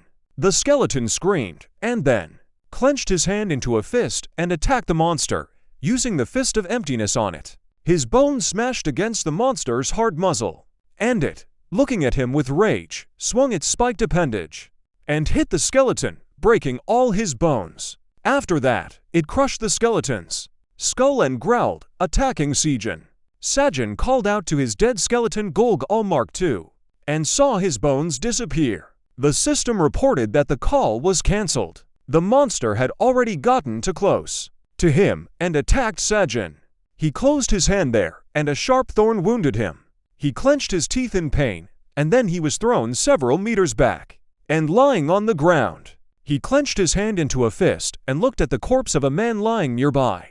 He reached for his sword with a trembling hand, and then grabbed it and resolutely looked up at the monster that was ready to pounce on him at any second. Sejin slowly stood up and said with a smile that he thought there was treasure there. He scooped up a handful of earth and said that it turned out that there was some kind of snarling garbage there. His whole body trembled, and he, drawing his sword from its sheath, asked why the system had brought him to it. He was enveloped in an aura of power, and the system reported that he had received part of the powers of the summoned skeleton.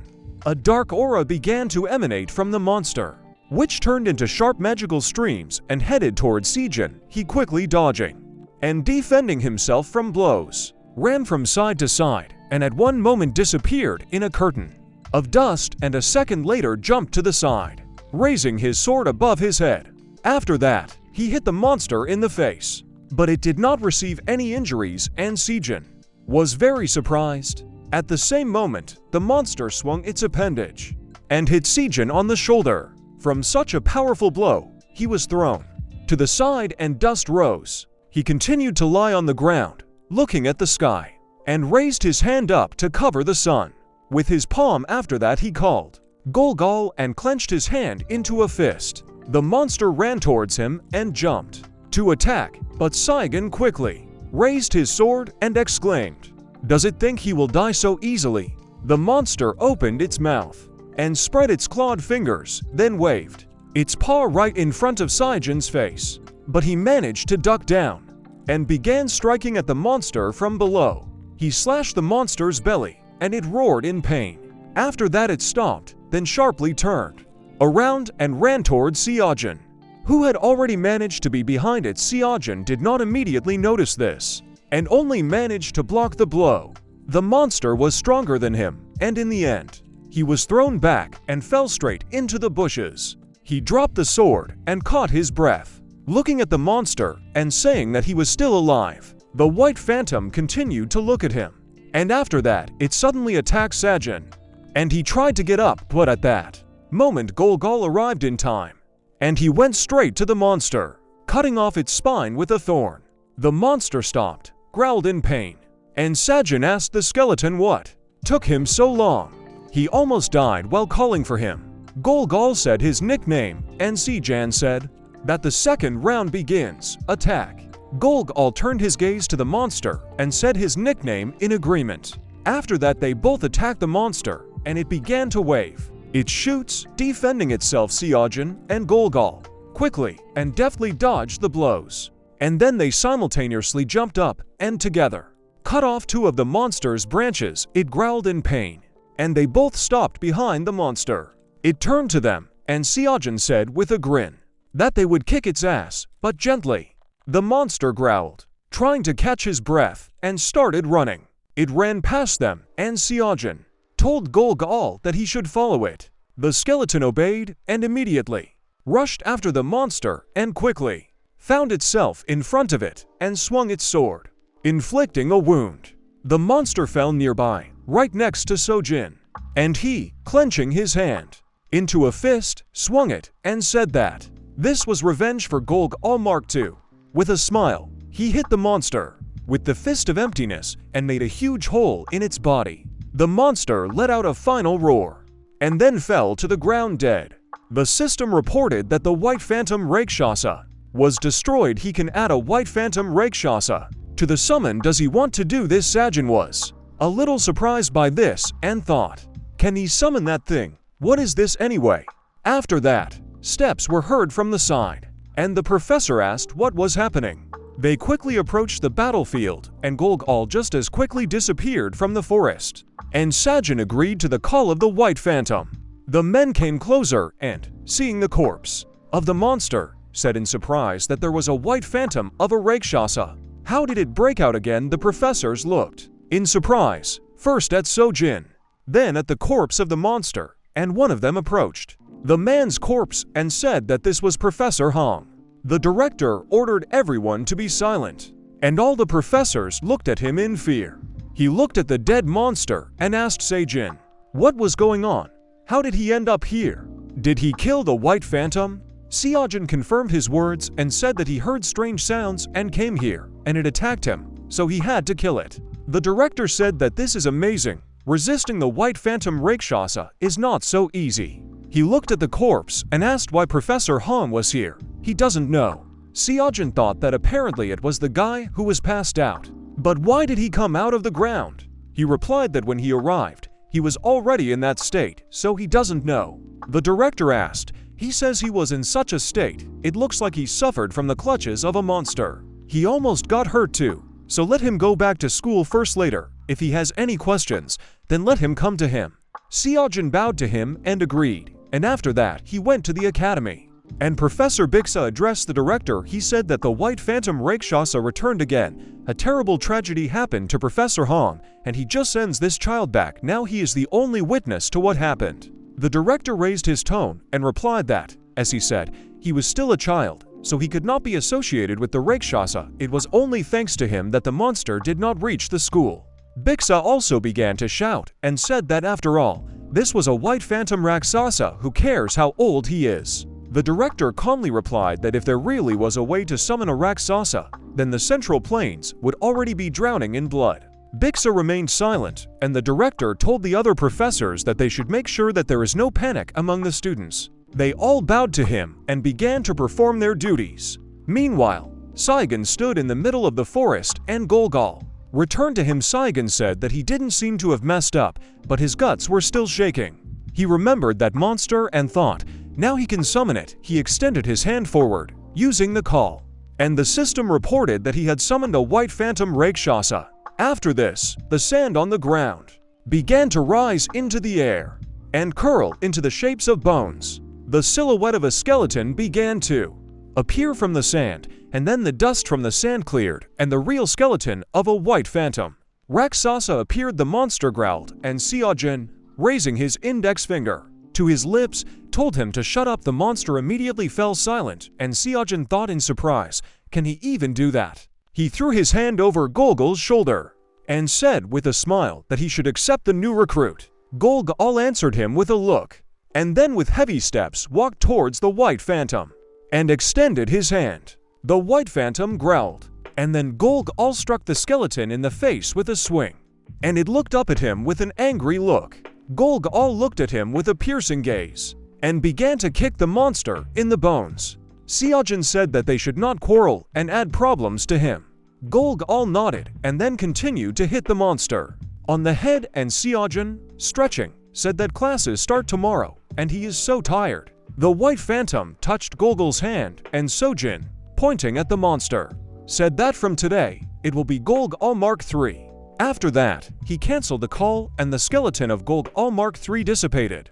He asked Golgal with a smile, are they coming back? Golgal shuddered and remained silent. And Sajin noticed that he became quiet and turned around, and Golgal sharply looked away and began to look for something to the side. Sajin asked, did he do something? Golgal became nervous, and after that Sajin returned to the dorm and looked at the ceiling. Where concrete was falling, he saw a hole in the ceiling and asked, what is this? After that, he turned his gaze to Golgal, and he guiltily turned away to the side. Seojin began to swear loudly, and Golgal began to pronounce his nickname guiltily. A little earlier, Golgal was sitting by the bed and suddenly heard Seojin's voice calling him. After that, he immediately responded to the call, and with a quick jerk broke a hole in the ceiling and found himself on the roof. And immediately after that, he rushed towards Seojin's voice and jumped off the building. Having learned what happened, Seojin sighed and asked, how is this possible? After that, he lay down on the bed and looked at the hole through which the moon and the night sky could be seen. He saw the moon shining and asked, what is that there? He looked closer and saw that a blade was flying at him with great speed and exclaimed, is this a blade? Golgal immediately quickly swung his sword, knocking the blade away, and it pierced the ceiling. Seojin looked up and saw that there was a note attached to the hilt of the blade and asked what the hell. He took out the blade, then unfolded the note and read that he needed to come to the back of the dorm today after lights out. He asked how to understand this. He looked at Golgal and asked, he doesn't really look like a love letter, does he? Golgal nodded in agreement, and Seojin, lying down on the bed again, asked, is he, like a dog, supposed to come when called? He won't go anywhere. After that he went to bed, and Golgal sat down by the bed and also dozed off. Meanwhile, outside the dormitory, a girl stood on a tree and observed the situation around her. She thought that the time for the meeting had long passed. She took off her hood and thought that even though he was a young cult leader, he still couldn't make her the leader of the full moon squad. wait in vain. Morning came. Seon-jun went to class and thought that this world was really different. He looked at the academy students and thought that some things made him nostalgic.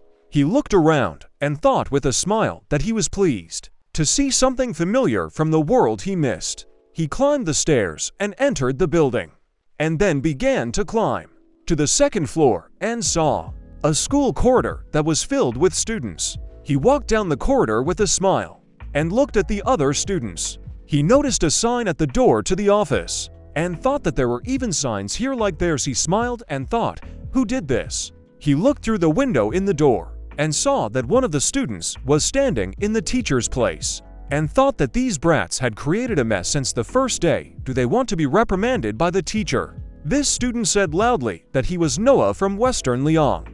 He tapped his temple with his finger and told the students that they should take it upon themselves. From today he is in charge here. The other students looked at him in amazement, and one of them sighed with a grin, and the rest continued to listen to Noah, not understanding anything.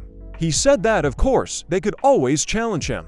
Seojin opened the door and entered the office, thinking that he was such a cute child. It was always interesting to be with him. He sighed and then took out a textbook from under his clothes and hit Noah on the head, telling him to sit down and think about his behavior. All the students were very surprised and began to whisper, "Is this the teacher? Even so, isn't he too young? Can he be a teacher?" Seojin suddenly realized that in this world, he was a student and thought that this was an old habit. Noah began to slowly get up and asked, "Is this a challenge?" The warrior of Western Liang cannot help but accept this. He grabbed his clothes and then tore them and said that his blood had been boiling since the first day.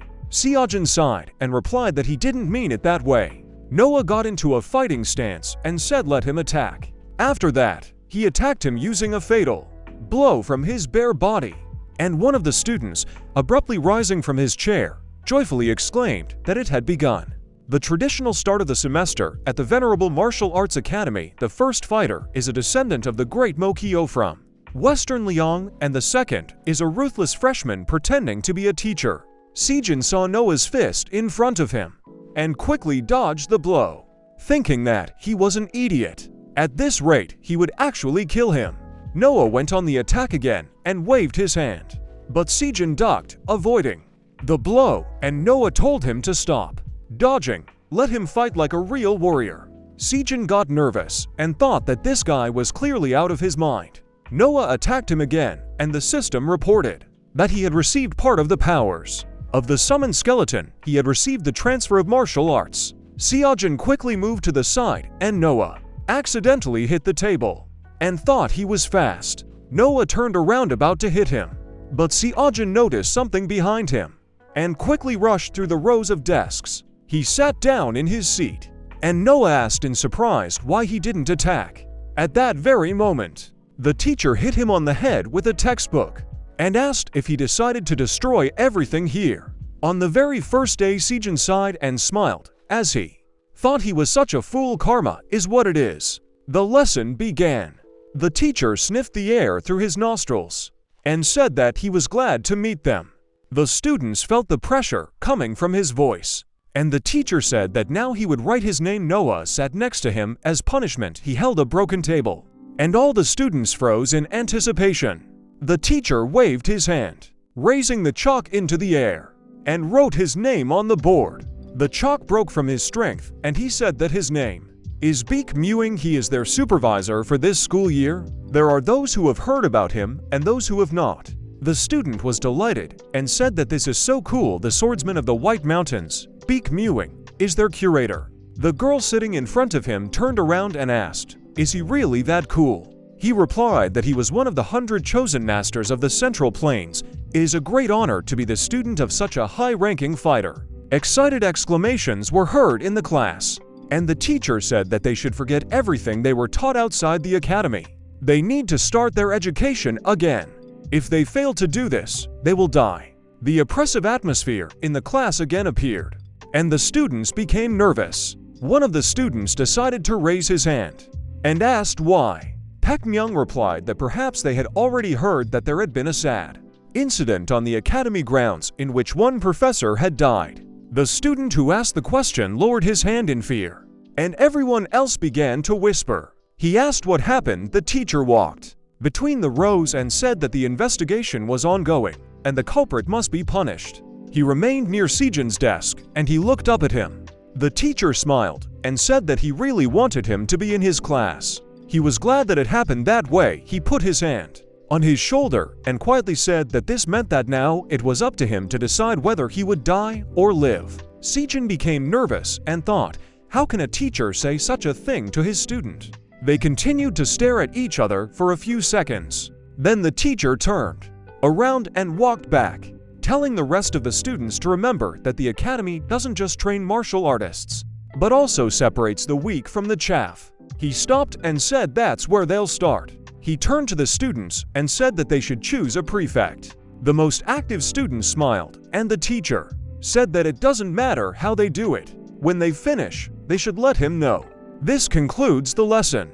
Sejun became wary, and then remained in his place to think. He began to rock on his chair, and thought that because of the director and curator, he would now not be able to live as carefree as he wanted. However, in Korea he has already experienced a lot, both as a student and as a teacher.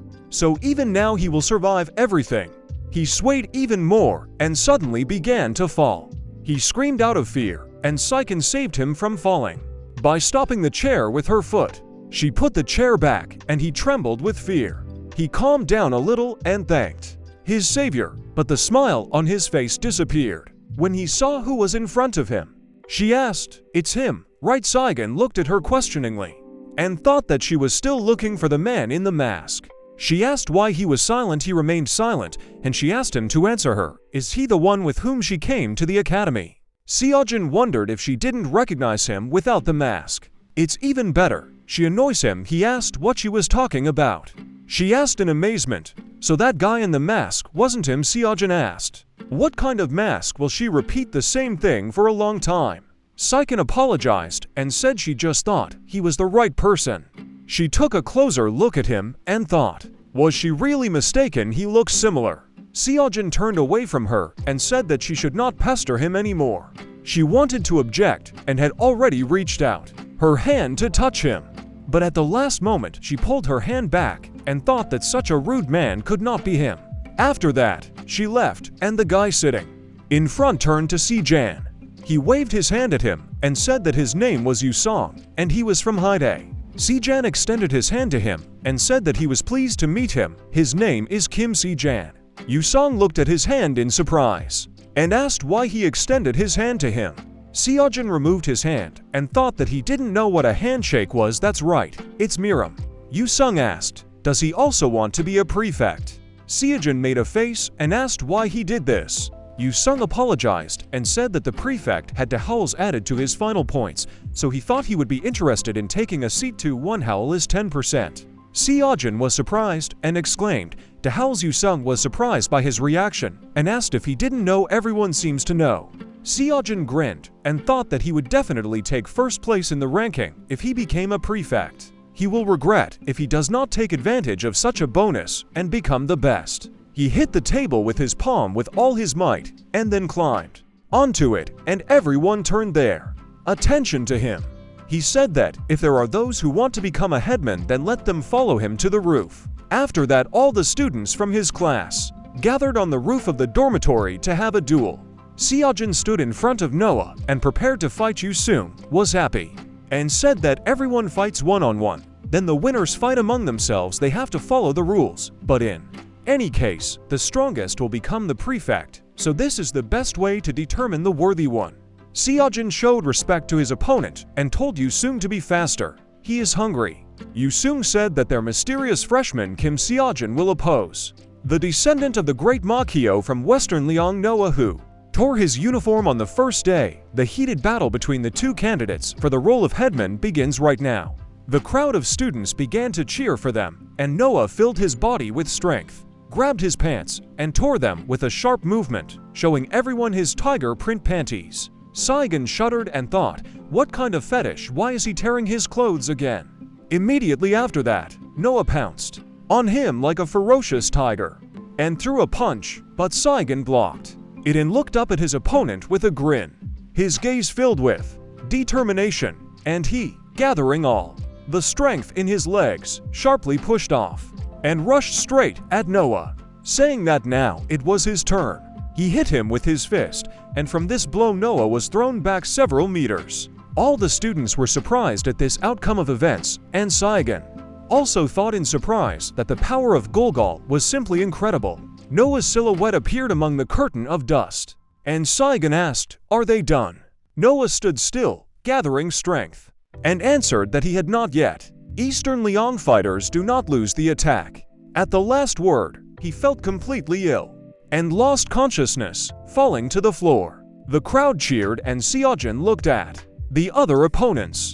He counted the remaining candidates and said that there were 6 left. He's tired of it, so let them attack all at once. He beckoned them towards him with his finger, and the candidates for prefects began to boil with rage. After that, they all attacked him at once and began to strike. But Seojin easily blocked them and counterattacked. He kicked several students at once, and then threw them into the sky and began to deal with the rest. Several minutes passed. Clouds gathered in the sky, and rain began to pour. The rain was getting heavier, and the beaten candidates for elders were lying on the roof. Seojin caught his breath. He was the only one standing, and the crowd screamed enthusiastically. Yusung said that the class president has been chosen, and from today this position is occupied by Kim Seojin, who has defeated all rivals from the mysterious clan. Other students helped Seojin's opponents get up, and he thought that it seemed that the young people were not so tired, but he no longer had any strength left.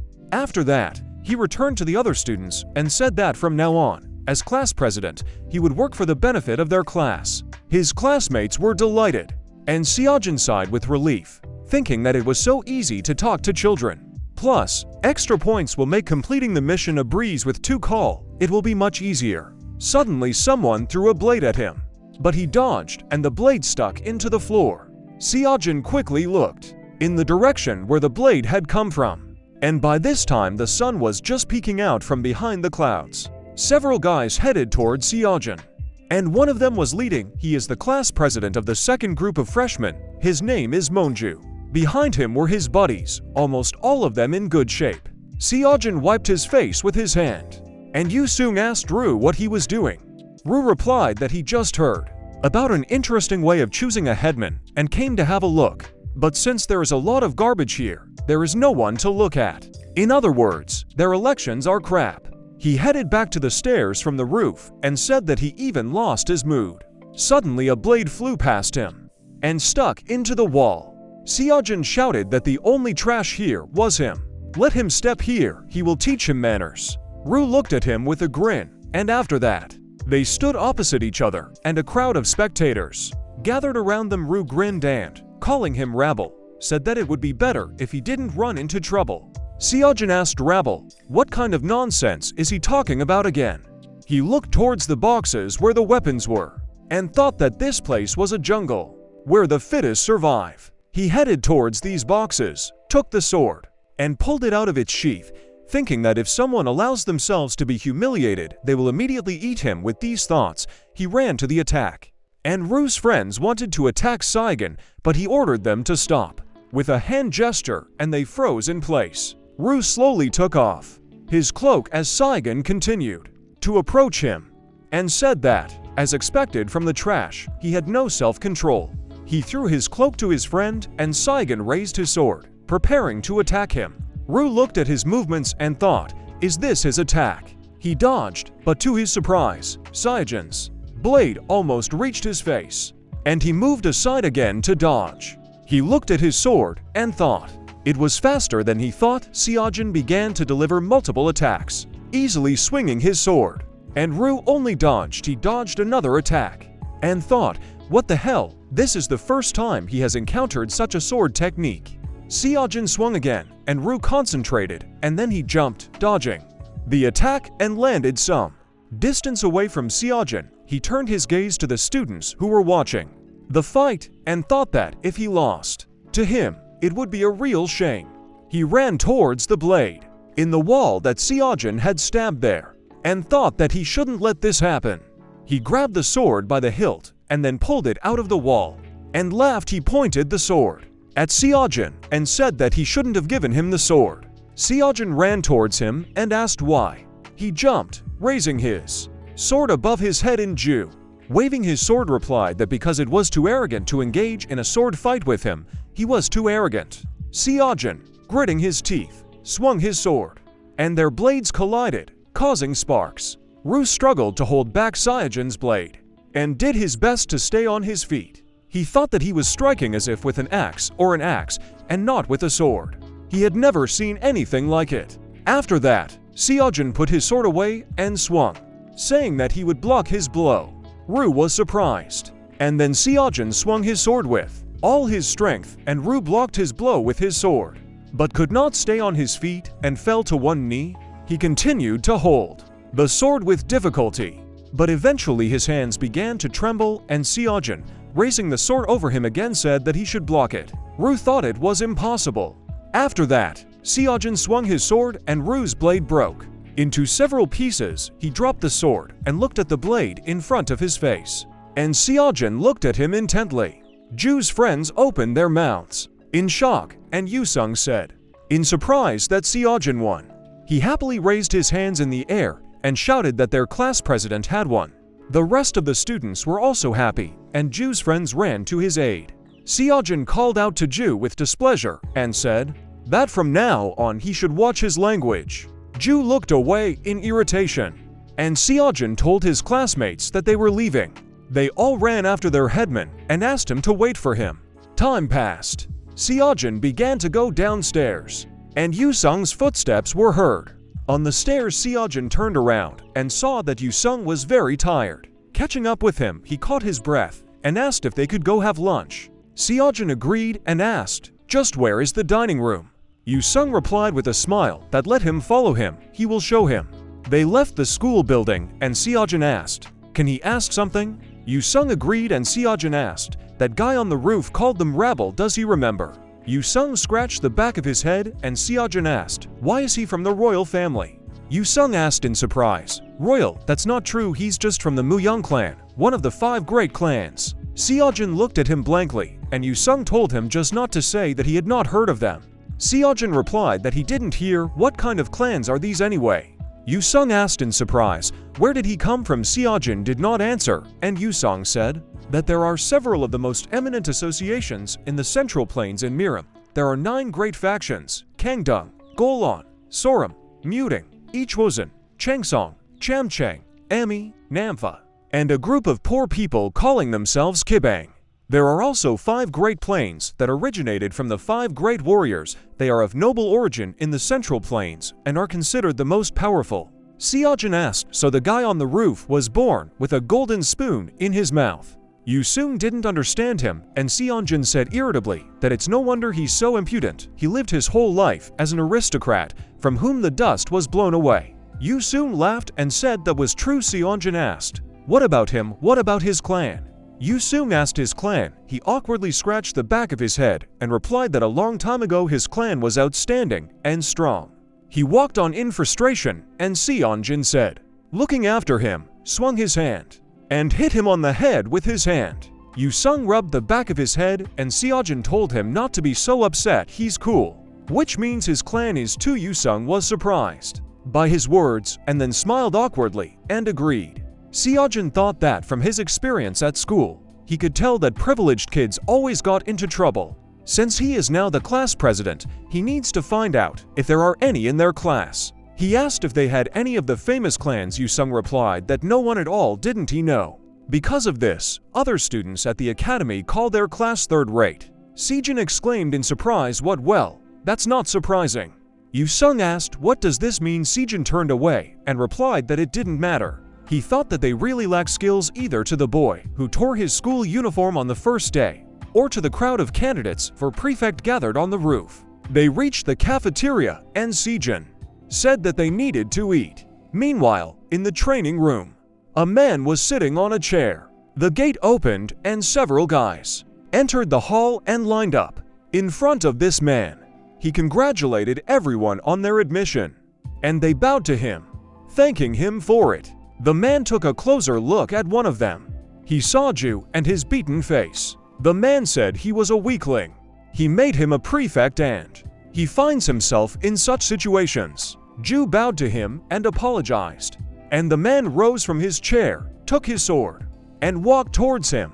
Ru began to get nervous and the man asked who he was. Ru wanted to answer, but the man interrupted him and said that he didn't care. All that matters is that he caused a member of the Great Moyan clan to lie on the ground. Droplets of sweat ran down Ru's body. He was so scared that he began to sweat all over, and the droplets began to fall to the ground. Ru fell to his knees in front of the man and, calling him Big Brother, asked for forgiveness. His older brother unsheathed his sword and then stabbed the blade into the floor right in front of Ju's head and crouched down, saying that he would give him another chance. Will he be able to take advantage of this? Ju looked up at him and replied that of course he could.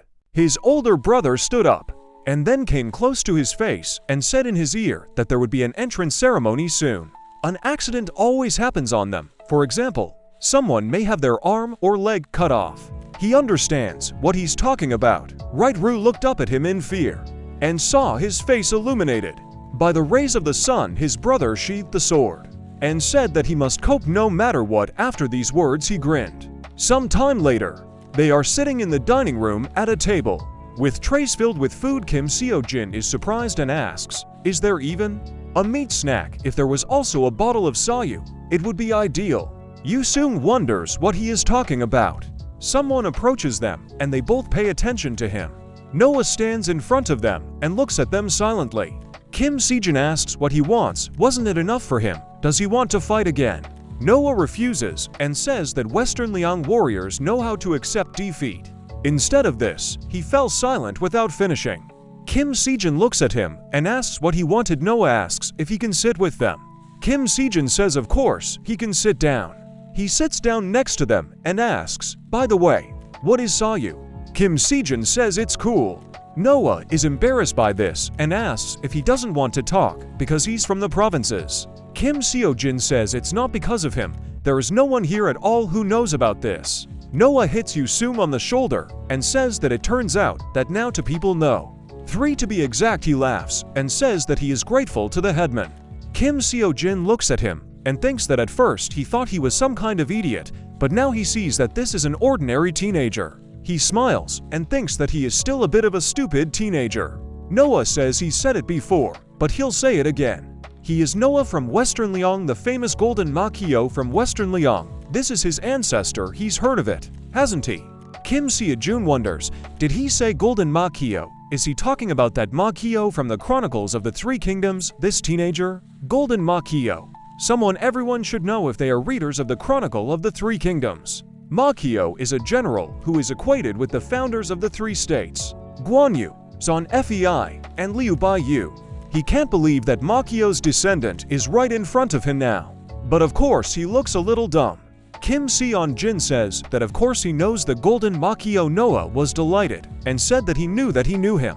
He put his spoon on the table and asks the headman where he is from. Yu Seung agrees and says he wants to find out too. Kim Seo-jin thinks that there is one thing about Murom that is valued more than in Korea, and that is origins. It matters what family a person was born into, education, homeland, clan. Here these 3 things greatly influence the life of every person, continuing to be the basis of all associations and making them closed. They are the driving force that made Murom what he is today. He does not know when he will return back and whether he will be able to return at all in this world. He will constantly be asked about his ancestry. Kim Seo-yeon is about to say something. He is embarrassed and wondering what to say to him. Maybe he should call the cult Gulgul. He thinks that he cannot do this because he is the heir of a very famous organization. If someone who knows him by sight hears about the devilish cult, he will be exposed. Maybe he needs to say something that none of the locals know about, then there will be no suspicions. He needs some kind of organization that is not and cannot be here. He says with a serious face that he is from the Ministry of Defense. They thought, did he say that he was from the Ministry of Defense? Yu Sang says that this is the first time he has heard about this. Kim Seo-jin says that's right. It's very far from here. He thinks that, in principle, he did not lie. It's really far from here. Noah says this happens. There are many people in the Central Plains who have not even heard of Western Liang. Kim Seo-jin thinks this is right. There are no phones or internet here. His words will always be taken as truth. The one who speaks loudest is right. He looks at them and thinks about something. He remembers that Noah tore his clothes. He asks if he didn't tear his clothes. Noah asks why he's interested in this. Kim Seo-yeon says that if he doesn't want to, he doesn't have to talk. Noah says it's simple. He brought 100 sets with him. Kim Seo-yeon looks at him and thinks that he is definitely an idiot. The guy standing not far from them thinks that this is the first time he has heard about the Ministry of Defense. He doesn't know where it is, but he will do his best to find the information. After some time in class, a destroyed table stands by the window. All the students sit at their desks and look at the teacher.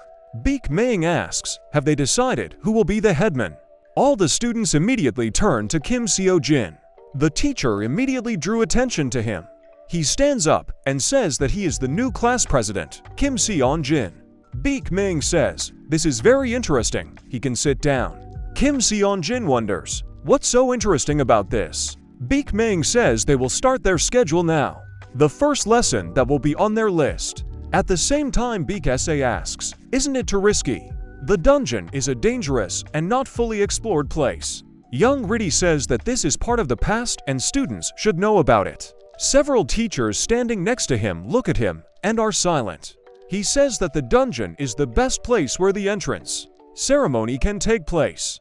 Baek Maing said the same thing to his class. The disciples were surprised to hear this and look at him in surprise. Kim Seo-jin asks if he is serious. He wonders, doesn't it pass before classes start? And why does the master talk about this so dramatically? Is that what they say about the admission ceremony? He quietly asks Yoo-seum if he knows why he said this so strangely. He tells him that he doesn't know because this has never happened before. Kim Seo-jin asks why then does the teacher push things so hard? Baek Maing calls the headman and he immediately answers him. The teacher says that before the ceremony begins, he will take the class to the dungeon. It is located in front of the mountain behind the school. He leaves the class and asks with a grin if he can handle his responsibilities. Without waiting for an answer, he closed the door behind him. Kim Seo-jin smiles and asks, does he think he can't? After some time, the whole class stands on the street lined up into rows. Yoo-seung and Noah are discussing something with each other. Kim Seo-jin loudly says that they must move forward now. Students review each other. The whole class begins to walk forward. Kim Seo-jin watches his classmates walk by. He is very dissatisfied with what he sees. He says loudly that they should go with the left foot. This scared all the students very much. All students begin to walk at the same time and in the same way. The students continue to walk and he continues to repeat about the left leg. The students continue walking and look at him. Dan Seiken walks next to them and notices this. Kim Se-jan walks next to them and continues to talk about his left leg. He thinks that children who know martial arts don't even need to be taught how to walk in sync. The other class follows them and talks to each other. To students walking ahead, ask what is happening to them. Teachers stand on the roof of a tall building and watch. The students' young Ridey asks, isn't this interesting? The teacher says, it's really amazing. They are all from different clans, but Bai Sha says that it is commendable that they are organized, but we need to see how they behave in the dungeon. They themselves don't know what dangers await them there. Young Right turns around and looks at something. At the same time, Kim Seo-jun continues to repeat about the left leg, and the whole class moves in unison. The two guys turn to Mo Yong Ru, who is unhappy with what is happening. He gets very angry and calls Kim Seo-jin a freak. He says that he dared to disgrace him. He will regret this. Several guys from his class turn to him in horror. Mo Young-yo smiles and says that there will be an accident at the entrance ceremony. He looks at Kim Seo-jin and thinks that because of this, someone will have to die. After some time, all the students gathered near the huge door. In the mountain, Kim Seo-jin asks, what kind of atmosphere is this? Young Sung says that this is the time in his life that he will be in a dungeon. Kim Seo-yeon asks, what kind of place is this? Does he know anything about this? Yoo-seum asks the village chief. He really doesn't know anything, but he knows how to fight, right? This is one of the most secret places of the academy. It is said that before this academy existed, Rikshasa surrounded this prison. The one who built the academy, Chin Jong, put all the rikshasas to sleep and built this prison. Kim Seo-yeon asks, did he say Chinjong? Was he the one who built this school? He thinks the name sounds so arrogant that he feels embarrassed to say it. Chinjong seems a little suspicious, the reason why the school's appearance seems so modern. Education system. It seems that the headmaster and the people of Miram are unable to build the school in its current state. Kim Sejun asks, so he's saying that this place was an advantage for those monsters, right? Yusung says that's true. Kim Seo-jin asks, then why are they holding their entrance ceremony in such a dangerous place? Yusong asks, probably not after the academy was built. There were no stories of monsters appearing in the prison. Kim Sejun asks if he is sure about this. Suddenly a strong wind blew, and he noticed it. Noah tells the village leader that he gets scared a lot more easily than he thought. He may not worrying this warrior from Western Yang will protect him. Kim Sejun is embarrassed by this and says that he should keep these words in his heart. Several people go to these students, led by Lee Chong. The students say that this is the leader. So this is the user of the 7 blades. Kim Seo-yeon is surprised to see him and wonders, is it him? Lee Chan turns and notices him. He smiles looking at him. Kim Seo-yeon is embarrassed by this and wonders why this freak is grinning so much. Lei Chong and several other disciples stood in front of the huge gate. Young Rai stands on a high cliff with the rest of the teachers and asks them to pay attention. It's late, but welcome to everyone who has been accepted into Yongwu Academy. They can be proud of themselves. All the disciples rejoiced looking at him and hearing this speech. Young Riddy says that, however, their arrival is not finished yet. Graduating from high school is much more difficult than entering Yongwu Academy. And this will begin with the entrance ceremony. Immediately after that, all the students became more serious and continued to look at him. Young Riddy smiles as he looks at them. He says that he wishes them all good luck. Immediately afterwards, the huge doors began to open. After that, a very strong stream of air blew from this door. This wind was so strong that it blew the disciples away. The disciples look at the entrance to this dungeon and say that it is very dark there. How different could it be from walking through a public cemetery? Someone loudly says that everyone should head here immediately. The student raises his hand and asks what they should do once they are inside. Lee Chen says they'll find out once they're inside. He goes inside the dungeon and all the other students follow him. Torches are placed along the wall of this dungeon and energy begins to emanate from one of them. Suddenly the torch lit up and Yusung, frightened, said that it surprised him. All the other torches also began to light up, illuminating the way for the students. The students continue to walk along a very long corridor leading to the dungeon.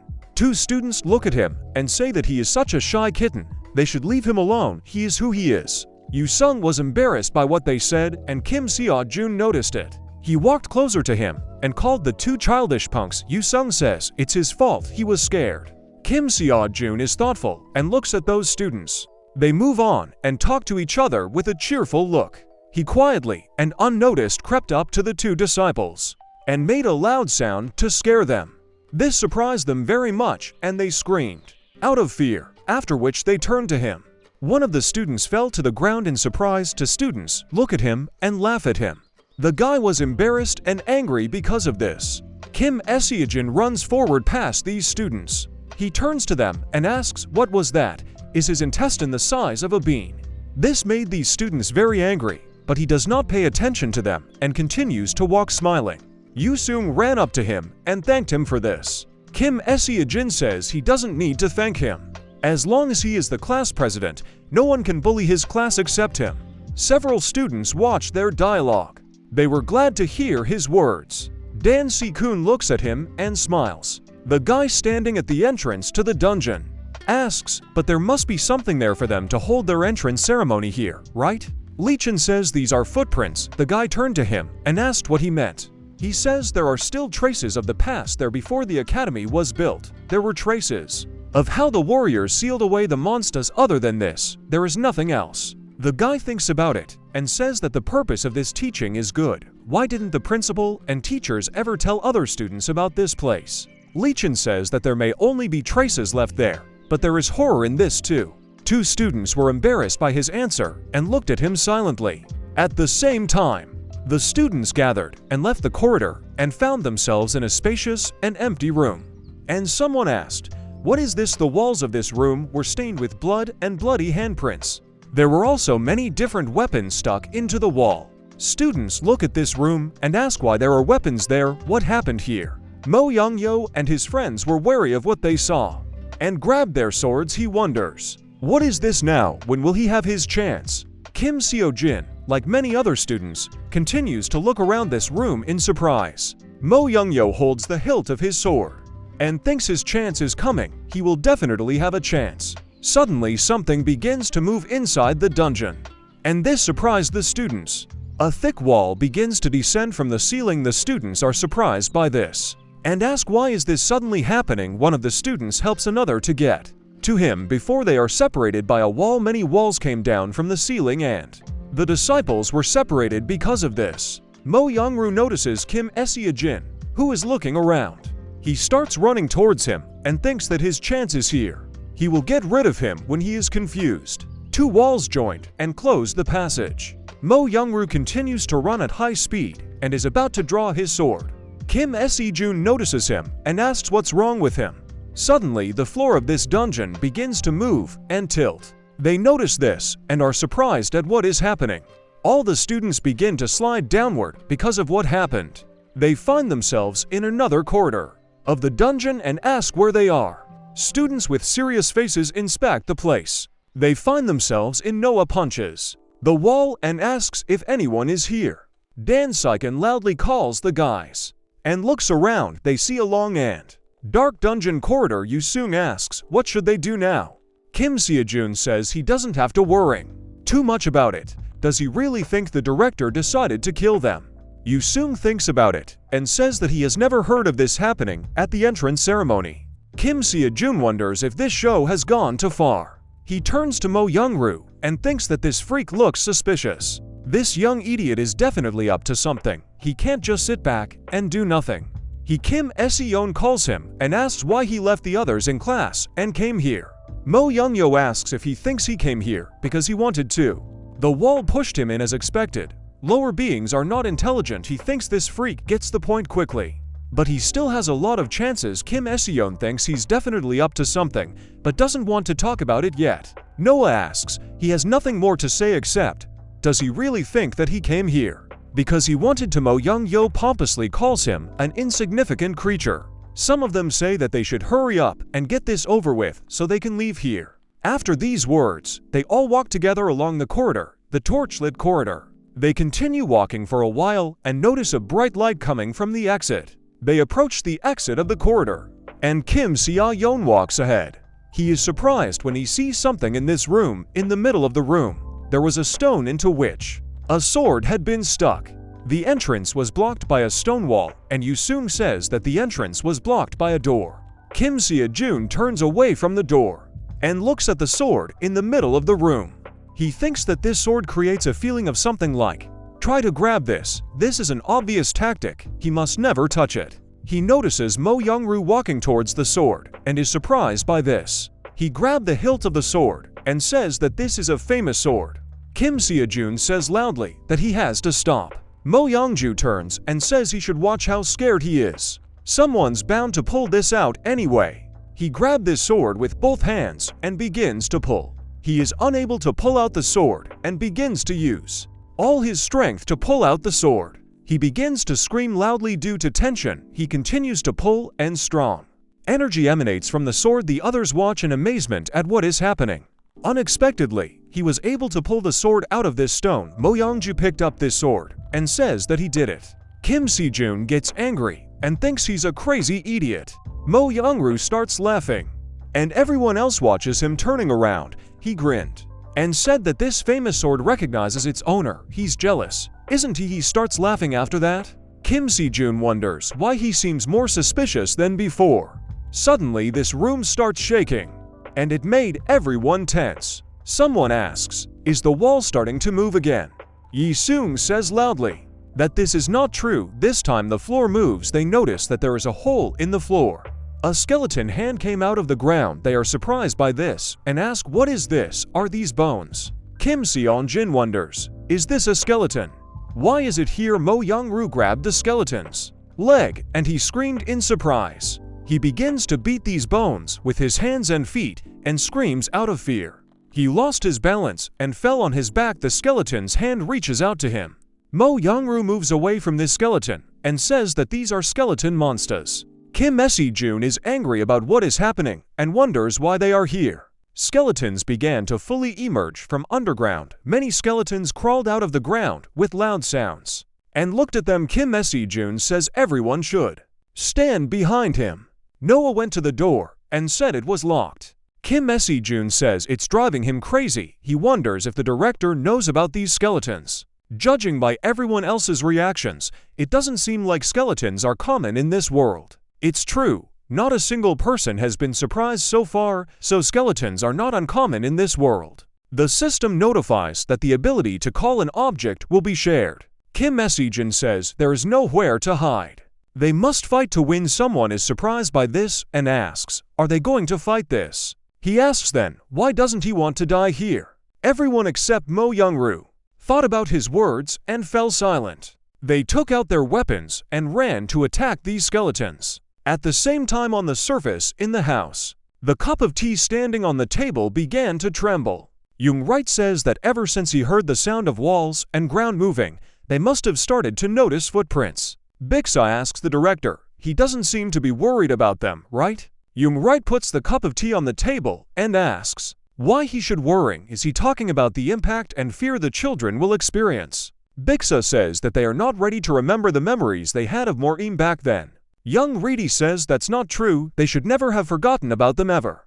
Bixa says he seems to be too harsh on the students. Young Ride laughs and asks if they can't even handle this, then how can they be responsible for their future? Bixa picked up a cup of tea and tells the director that if anything else happens, then he will have to be responsible. Young Reedy looks out the window and says that he is talking about responsibility. It's such an extravagant word when he just shows them traces of the fights that happened at the same time in prison. Kim Se-yeon stabs the skeleton with his sword and says that they should not think about the vital points. They need to cut off the legs and arms of these monsters. Noah kicks the legs of one of the skeletons. Yu-sung strikes with his sword and cuts off the leg of one of the skeletons. Dan Sik-hoon swings his sword and looks at his opponent. She swings her sword and hits the skeleton's leg. They stand and look at the skeletons that are crawling towards him. Kim Se-jun looks at them and thinks there is no end to them. There is no way back for them. He says they must move forward no matter what. He charges and hits one of the skeletons. After that, he runs to Mo Yong Ru. Kim Se-jun runs towards him holding his sword and tells him that he should take his hands off that sword.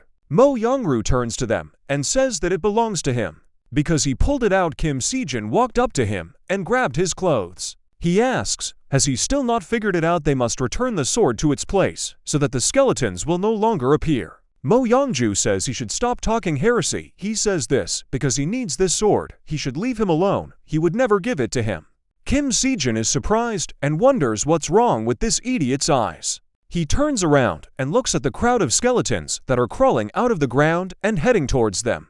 He grabbed Mo Yong-ju's clothes tighter. Kim Se-jun throws it over himself and says that he has to give it away. He threw it high and surprised him with it. He fell to the ground, and this caused a large cloud of dust to rise. After this, Kim Se-jun grabbed the sword that Mo Yong Ru had dropped. He picked up this sword and looks at it. The system notifies that he has received the item. The name is Bloody Sword. The summoning ability is too low, so it is impossible to use it. Kim Se-jun wonders, is this a bloody sword? He is curious, but first, the skeletons continue to walk towards them, making loud noises. He turns and looks at these skeletons. He turned back to the stone into which the bloody sword was stuck, and a crowd of skeletons was running towards him. Kim Se-jun raises his sword above his head. With all his strength, he thrusts this sword back from where it was pulled out. A very strong energy emitted by the sword flies at him. This strong energy lights up the entire room. Immediately afterwards, all the skeletons fell apart and fell to the ground. When Noah realized that it was over, he fell to the ground due to fatigue. Yu-sung fell to his knees, and both of them were breathing heavily due to fatigue. Dan Sik-hoon also fell to the ground and was breathing heavily due to fatigue. Mo Yong Ru reaches for the bloody sword and says that it is his sword. He crawls closer to the sword and continues to say that this is his sword. Kim Se-jun was very scared when he noticed him. He punches him very hard in the face and says that he is a stupid idiot, he should come to his senses. From this strong blow, Mo Yong Ru was thrown back and he hit the ground. Kim Seojin was embarrassed by how hard he hit him. Mo Yong Ru opened his eyes and realized what had happened. He begins to rise from the ground after this blow. He looks at the sword and wonders why he became so obsessed with this sword. His goal is only this freak. Kim Seojin turns and asks if anyone is injured. Yoo Seung says that for now. He thinks everything is fine. Noah says he's fine too. Dan Esi-kun says she thinks she's fine. Kim Seojin says that's good, then they should get up. He extends his hand, and Dan Sekin is very surprised by this. She took his hand and wonders why. He wasn't surprised to see these skeletons. Either he had seen this before, or he might be a nicer person than she thought after some time. They all walked together along the bloody corridor. When they walked further down the corridor, and there were skeletons sticking out in the walls and ceiling. They look around in obvious surprise. Kim Seojin looks at them with a smile and thinks that even those who wield swords as often as they eat are scared. He turns away from them and asks, "What is this? Isn't it even a haunted house?" Yoo Seung is very scared and asks if he said haunted house. What it is does he mean? It's a haunted house. Kim Seojin says that's not true, so he shouldn't be so afraid. Yoo Seung calmed down a little and agreed with him. Dan Seklin looks at him and thinks that he definitely knows something. She calls the class president. Kim Seojin looks back and asks what now. She asks, he knows what it is, right? He turns to her and asks if he is surprised that she is saying this to him. Dan Esi-kwan asks if he doesn't know this, then why wasn't he surprised when he saw the skeletons? He knows how to handle it, right? Kim Seojin was very surprised when he heard this. He thinks that this child figured it out much faster than he thought. The students were also surprised when they realized this. Noah says she's right. If it weren't for the class president, they would just aim for the neck or heart. Kim Seojin is embarrassed and gets excited and asks, "Isn't it obvious? What's the point of aiming at the vital points of a dead corpse?" Dan Sekin tells the class president that his words make sense, just like back then. But he turned out to be so calm. That's why she asked him, "But as then, it cannot be that the corpse does not have vital zones." Yoo Seung is surprised when he notices something ahead.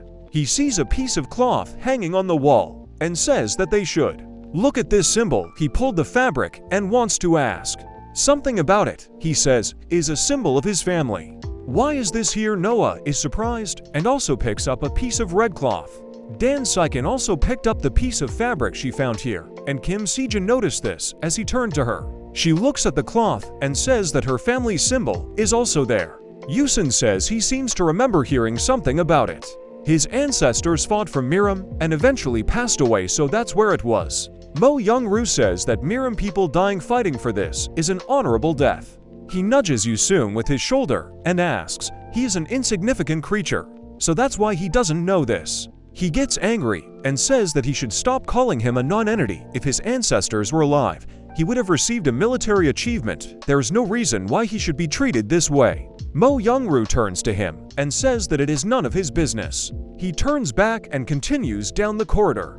Kim Seojin thinks that it seems that those who died here did not receive their military achievements. Isn't it natural? Because in this world, there is no such convenient way of communication as in the modern world. Books, videos, libraries, internet. They have more than enough ways to break the news, but communication in this world is not as developed as theirs. If the person carrying the news dies, then the news will also disappear. Dan Seiken says. They ended up saving everyone, so it's okay. She tucked the fabric with her family symbol into her clothes. She turns around and looks at Kim Seojin leaving. After that she moved on. After that they all walked down the corridor together. He looks to the side and calls Mo Yong Ru. Mo Yong Ru points out that he got his name wrong. Kim Seojin asks if his ancestors died here. Mo Yong Ru smiled evilly when he heard this question. He throws up his hands and asks if he really thinks their generation would be affected by something so small. What he said made Yoo Seung and Dan Seiken very angry. Kim Seojin asks, is this serious? From the look of him, he thought he was having problems too. Mo Yong Ru gets angry about this and asks, what did he just say? Dan Seiken tries not to laugh. He gets very angry and looks at Kim Seojin. He gets very angry and thinks that he must kill this freak. No matter what, he should just wait. He took hold of the object. hidden in his clothes. As it turned out, he was hiding a dagger under his clothes. At the same time, on the surface near the mountain, the students sit at the entrance to the dungeon and say that this place really gives him goosebumps. He would never have thought that such a battle could happen here, to students talking happily to each other. Someone asks everyone how it was, to students immediately turn towards the voice. They notice that it was the director of the academy and are surprised by this. Young Riddy says they should all stay calm. What was it like inside?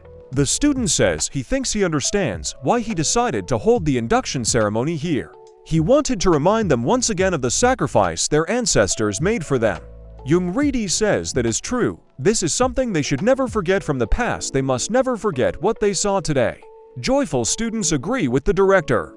Bixa turns around and looks somewhere. He asks if everyone has already gotten out of there. Lichen says that everyone has arrived except one class. Bixa asks, did he say one class? Hadn't the time already come when everyone had to get out of there? Lichen says, it's a class with a class president. Bixa asks if this is really true. At the same time, Kim Seojin and the others are running away from something very quickly. A crowd of skeletons are running behind them, making frightening sounds.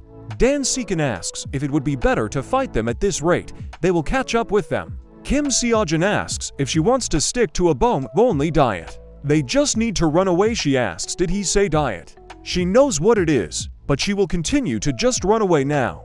They continue running down the long corridor without stopping. They notice a light at the end of the corridor and say that this is the exit they must run.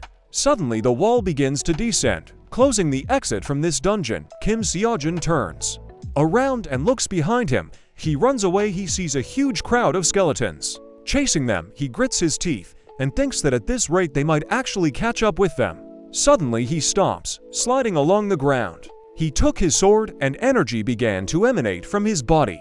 The system notifies that the abilities of the summoned object will be transferred. Yusun and Noah turn to him and call for the class president. Kim Seojin says they should shut up and get out of here. They obeyed him and ran and escaped from this prison corridor. He turns around and looks back with a dissatisfied face. He sees Mo Yong Ru standing next to him with a smile and asks what's wrong with him. Kim Seojin strikes with his sword and defeats the skeleton. He turns around and asks, didn't he say he should hurry up and get out of here? Mo Yong Ru turns to him. She fights the skeleton and asks if he thinks he can fight them off on his own. Kim Seojin wonders what this means. Isn't he the same type of character?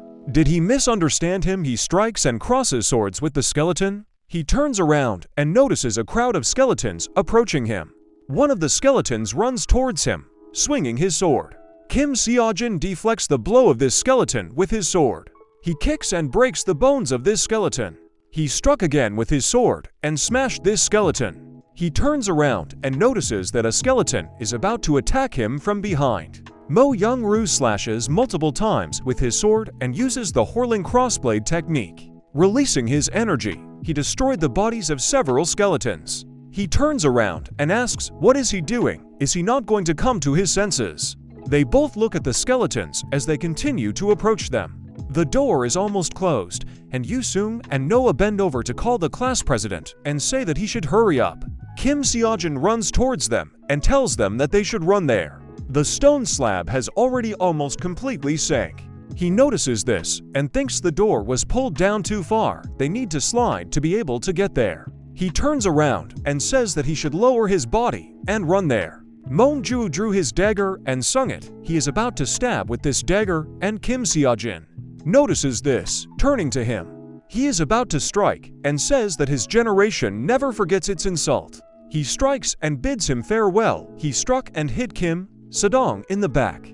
This blow caused him to immediately cough up blood. He has fallen to the ground and is reaching for the exit as Mo Yong Ru runs past him. He turns and says that he shouldn't feel too offended. He will become a hero who sacrificed himself for the sake of lower beings. Ken Si-jan is very angry about what happened and thinks that he was a stupid idiot for trusting this freak. He clenched his teeth because of the intense pain. He calls for Mark III with a serious look. Immediately after this, magical energy appears next to him, which emits a very bright light.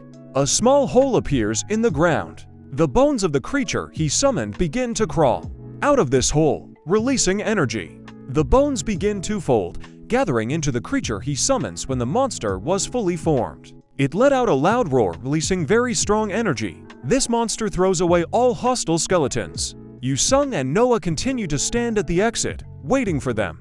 Mo Young-yo slips under the door at the last moment and says that he has survived. They were happy to see that he got out and asked him what about the class president. Mo Young-yo looks at them with anger and dissatisfaction. He hears the sound that the skeletons make and realizes that he has been captured. He screams loudly because of horror, because he cannot get out. He gets pulled back in and asks these idiots, what are they doing? They must hurry and grab him. Yu-sung grabs his arm and tries to pull him back. His feet begin to slip because he can't handle it. Mo Yong Ru's hand slipped out and he was surprised by this. The door is almost closed.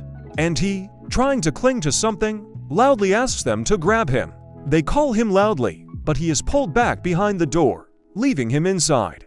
Noah turns around and asks if he heard something right now. Yu-sung says it sounded like a monster moaning. Dan Saiken hits this stone slab that separated them. She continues to hit and says that they have to save him and the class president. Yu-sung is embarrassed and looks at her silently. They hear the monster's loud roar and are surprised by it. He says that they need to hurry up and run away from here to save them. At this rate they will soon die. Dan Saiken turns to him and nods in agreement. Some time later, teachers and students still stand at the entrance to the dungeon. Young-raid asks if they still haven't gotten out of there. Lee-chan agrees and says that they haven't gotten out of there yet. Biksa says that's weird, the action of the dungeon should have already ceased. Unexpectedly, a menacing roar of a monster and very strong energy were heard from the entrance to the dungeon. What happened greatly surprised everyone who was nearby. Everyone present feels a very strong energy that bursts out of the entrance. Chungrity asks, is this energy a rakshasa with a white ear? Biksa says loudly that this can't happen. It couldn't be that the rakshasa with the white ear was still there. Young-raid asks, how is this energy still not gone? This is definitely a rakshasa with a white ear. They all see three human silhouettes running towards the exit. The student notices it and says it is coming. Three students run out of this dungeon and run to the others. The principal and teacher immediately run towards them. Young-raid ran up to them and asked what exactly happened there. Dan Saiken wants to ask something, but does not have time to finish. Biksa says loudly that she has to tell them quickly. She asks why they are looking at them like that. This is because of the entrance exam ceremony, so these emblems weren't part of the entrance exam. Young-raid says that's true, so she should tell them exactly what happened. What were these things that they saw? Dan Saiken says that there were white skeletons there. Biksa is very surprised to hear this and asks if she said about white skeletons, does she mean that the corpses have risen from the dead? Young-raid turns to him and says that the other students will hear him. He must lower his voice. He turns around and asks, so what happened to the other kids? Dan Saiken says they still haven't gotten out of there, they released them first. Young-raid's face became very serious. He says she should not tell anyone what she said today. He passes by her and heads towards the entrance to the dungeon. He turns to the students and says that according to his orders as headmaster, no one except the professors is allowed to approach this dungeon. The disciples bowed and agreed to this. After that, Chun-Wright went further inside the dungeon, releasing his energy at the same time. Mo Yong Ru lies on the ground in front of the rakshasa skeleton and asks, what is this all about? Kim Seojun stands leaning against the wall and asks this freak, how dare he try to escape? Mo Yong Ru looks at him in horror and asks what he is. Kim Seojun says he doesn't need to know that he laughed and said that the pain was killing him. There is a good word about this place. Mo Yong Ru is very afraid of him and asks him not to come near him. Kim Seojun says that if he tries to kill others, then he must remember that he may die himself. Mo Yong Ru is very afraid and asks if he is coming to kill him. Does he think his generation will sit idly by if he kills him? Kim Seojun says he is right, he belongs to the Mo Young generation. Mo Yong Ru was happy when he heard this and says that he is sorry for stabbing him. Doesn't he want to avoid enmity with his generation? He was very surprised when Kim Seojun said that's how it is about this. Will his Mo Young generation know that he will die here? Mo Yong Ru says that wherever his generation died on Sigawan, Hydrothorax will find out. Kim Seojun agrees with him. He smiles and says that this would only happen if they could find his corpse. Mo Yong Ru is very surprised by this and asks, what did he say? The system notifies that his summoning skill has been increased. The number of recruiting places has increased by 1. A new skill has been created that can turn a living creature into a skeleton. Kim Sejun extended his hand in front of him and pointed it in his direction. He releases his energy and uses the skill. To create a skeleton, his energy begins to drag Mo Yong Ru, and he screams in pain. He reaches his hands to his face and continues to scream in severe pain. His skin begins to peel off, and he is very afraid because of this. Kim Seojin has finished using his energy, and Mo Young-yo is holding his face, which has been torn off the skin. He reaches out his hand and asks him to save him. Kim Seojin is breathing heavily due to his injuries and asks if he would have spared his life if he had also begged him. Mo Young-yo gets very angry and tells this damned inferior being that he must go to hell. Suddenly he fell to the ground and bowed his head. Kim Seojin says he now makes you feel like a villain. He screamed because of the pain from the knife that was stuck in his back. He grabbed this knife with his hand and pulled it out of his body. He threw the knife away and it fell to the ground. He turns around and looks at the Rakshasa skeleton standing next to him. Several skeletons attack this monster with their weapons, but do no damage. Kim Seojin asks if he should have done this from the beginning, right? The Rakshasa skeleton came up to him and laughed. He says that now it must go away. The skeleton makes very loud sounds with its mouth wide open. It raises its tail, and with a strong blow of the tail destroys several skeletons. The monster delivers several more blows and destroys several skeletons. Kim Seojin stands not far from them and watches the battle taking place. He gives a thumbs up and says it works great. The monster makes some sounds after looking at him. Kim Seojin turns around and looks at the body of Monju, who is kneeling. All that was left of him was just a skeleton. Kim Seojin walked up to this skeleton and said that he brought this on himself, so he shouldn't blame him. He prays that he will live a good life in heaven.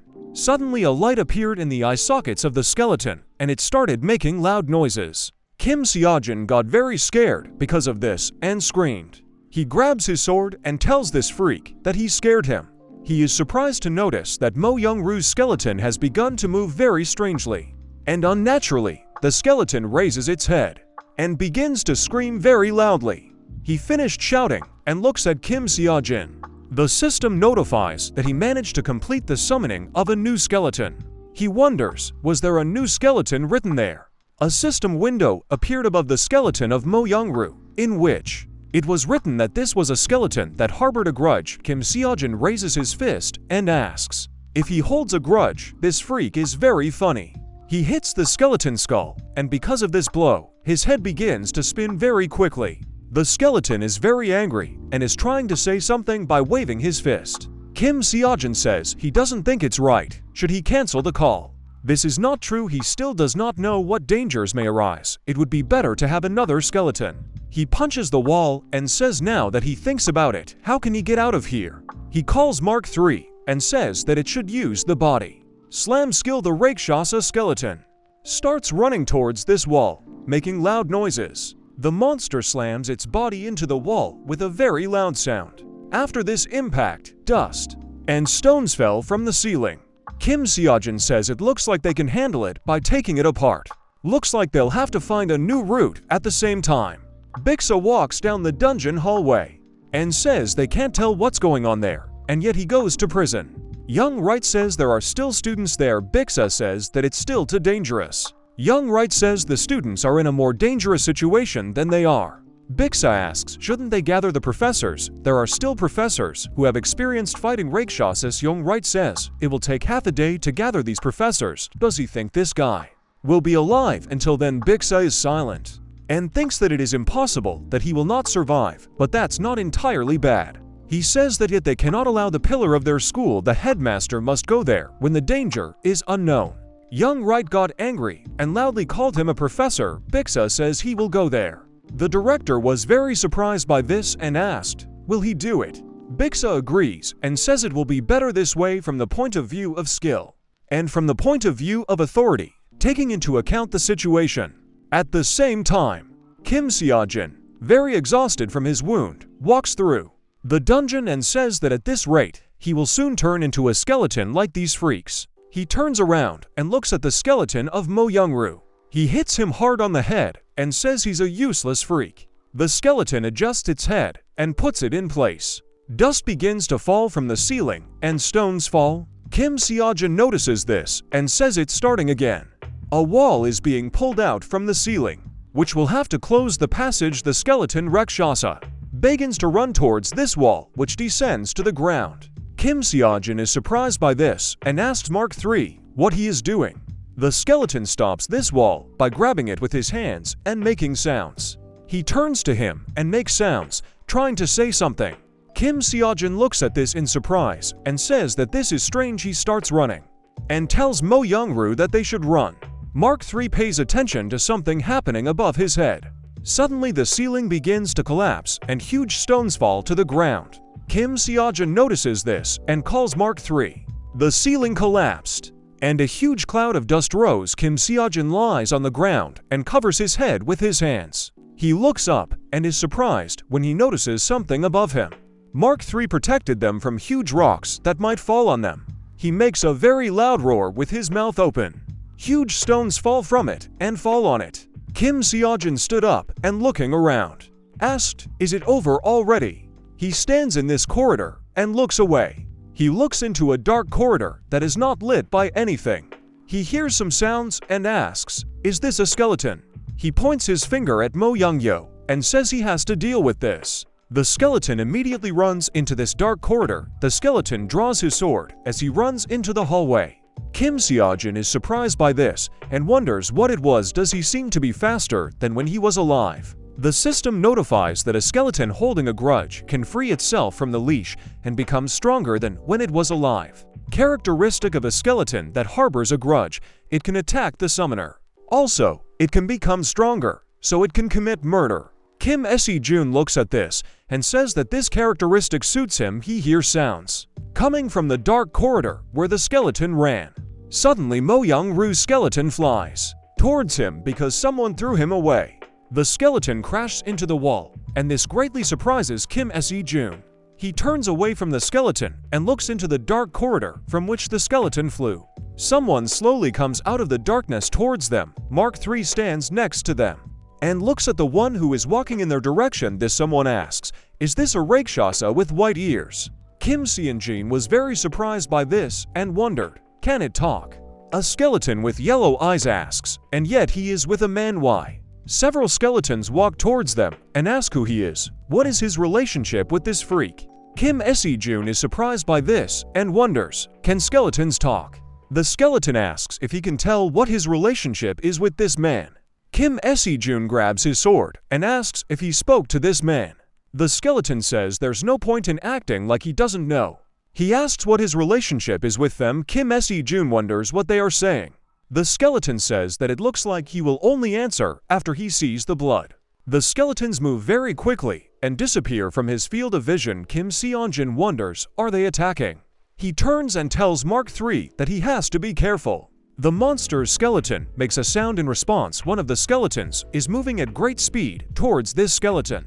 Kim Seojin was very surprised by this and thinks that this is some kind of crazy speed. These three skeletons very quickly surrounded Mark III and were holding swords in their hands. One of the skeletons swings his sword.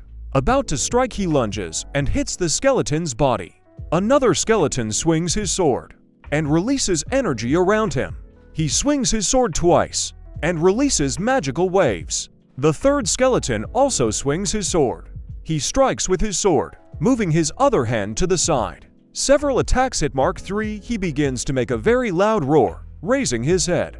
Because of the attacks he received, his legs gave way, and he fell to the ground. These three jump high into the air like a skeleton, swinging their swords. One of the skeletons says that this is the end. Kim Seojin stands nearby and calls for Mark III. He reaches out to him and thinks that he cannot lose him so easily. He uses the reverse summon skill. The skeletons continue to fly towards Mark III. The skeleton's body disappears from this place. The skeletons finish their attack, and a large cloud of dust rose from their blows. A very strong wind developed due to their attacks, and Kim Seojin covers his face with his hands. He could not withstand this strong air and began to slide backwards. Mo Yong Ru flew away next to him, and he watches his opponents. They see 3 skeletons heading towards them. The skeleton releases his energy and asks, "Is he going to answer now?" Kim Seo-yeon asks, "What is he talking about? Who is the person he is talking about?"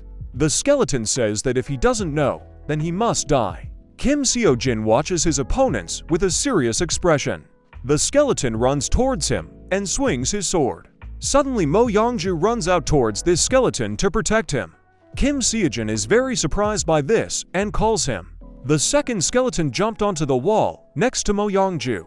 This skeleton throws a strong kick and he crashed into the wall after this kick. Another skeleton ran past them at high speed and aimed at Kim Seo-jin. He grabbed his sword and is about to attack back. They both strike with their swords and sparks fly off from their strikes. He was thrown back and he thinks that this is impossible.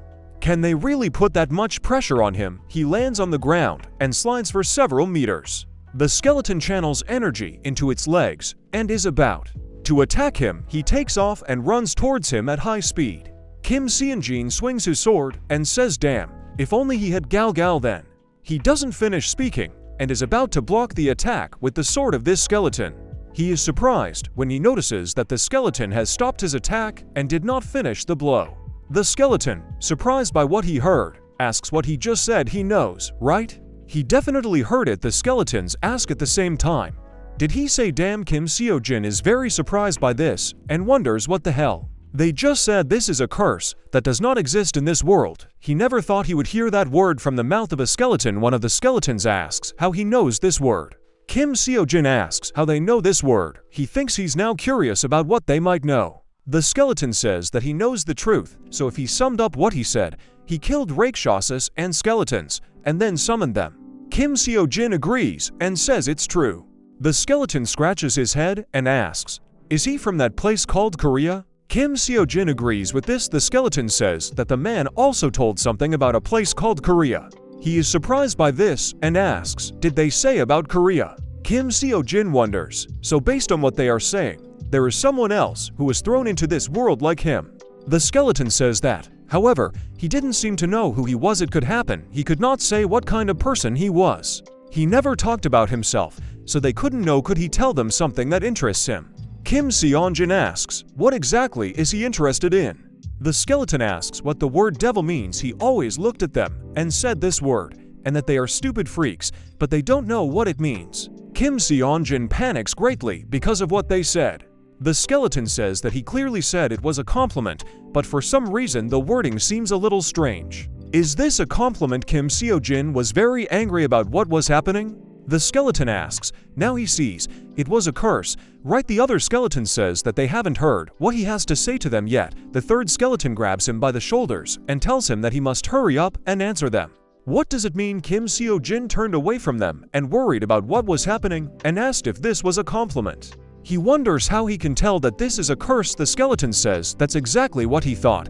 The man may have seemed a little evil, but he was not a deceiver. Another skeleton says that as he thought, this was the best devil in Jiangwen, but why didn't this devil come looking for them after he locked them here? The skeleton asks, how long has it been since this place was built, since he had been buried in the ground for so long?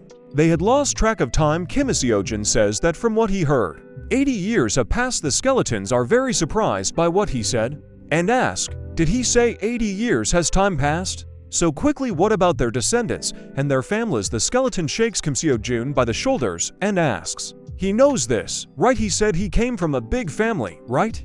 He keeps shaking it and Kim Seo-jin asks what their last names are. He wonders, judging by their answers, is the Gupin family a fifth-generation family? He turns around and thinks that if they turn out to be from the Mohong family, then things might get complicated. The skeleton asks, has he heard about the Hamsik family? Of course, he had heard about it by now. Gamsok's reputation must have spread beyond Jiangwen. Another skeleton asks, what about the scientists from Heibai? They're more popular than the gangsters in Heibai, right? The third skeleton asks, shouldn't they ask if they're from Ziliang? They just don't do anything in Jiangwen. All the skeletons turn and look at Kim Seo-jin. He was very confused by what they said and says that, from what he heard, he turns away and says that he heard that they all died. The skeleton says that's right, of course they are great. He was surprised when he realized what he was told and asked what he said. He dropped his sword in surprise. and asks why they died. The other skeletons are also very surprised by this and ask, "He's lying, isn't he? This must be a lie, right?" Kim Seo-jin looks at them and exhales. He asks, "They all look like that, but how can their descendants prosper? They have not studied martial arts properly." The skeleton fell to the ground and says that this is how they were defeated by martial arts in a real fight. The inside story, also known as the graveyard story, if their skills were not inherited, the skeleton says that it is his fault that he did not pass on his martial arts and died here.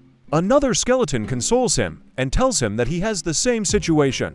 The third skeleton wipes away the tears he doesn't have and asks what he should do. How can he come face to face with his descendant? Kim Seo-jin raised his hand and gets their attention. He asks, "But why are they all here like this?" The skeletons begin to release their energy and ask if he is curious about this. The skeleton rises to his feet and says that he will tell him this. This is the story that allowed them to be called devils some time ago in a city that was on fire. Several Rakshasa monsters located in the city scream very loudly. People are afraid of them and run away from them screaming. The man runs away from this monster and says that they should run away from here. Someone stands on a rock and watches the burning city from afar. This man was so beautiful that he gave off a bright glow. Behind this guy, there are many armed people, and he says that from now on they will be the ones who will protect the village from these monsters. The two guys bow to him and agree with him. Another skeleton asks, "What is he saying? What a funny story. He will tell it again." Another guy stands in the same place and looks at this village. He points his sword at the village and says that today they will be the ones to protect Zhongwen. The other two guys bow and agree with him. All these armed people jump and head towards this village. Suddenly a skeleton hand appears against this background. He says that these stupid skeletons only remember what they want. Another skeleton asks, "This hillbilly, what did he just say?" The skeleton asks who he called a hillbilly. He insulting the Ziliang warriors. All three skeletons grab each other by the clothes and are angry about it. Kim Seo-jin looks at these three skeletons with confusion. He interrupts them by saying that this is the story about the skeletons. Immediately stopped and looked at him.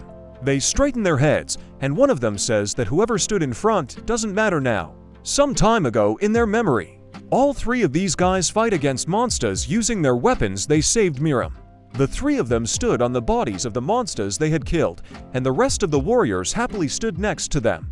They chose the dungeon as their final battlefield. Inside the dungeon, which is located inside the mountain, these three guys are standing surrounded by an army of skeletons armed with their weapons. Their final decision to save Miram was how they look now. Kim Seo-jin asks, "Who was the one who turned their elders into skeletons?" The skeleton says that the one who turned them into skeletons was that freak. Because of this freak, they have a reason to fight for Miram again.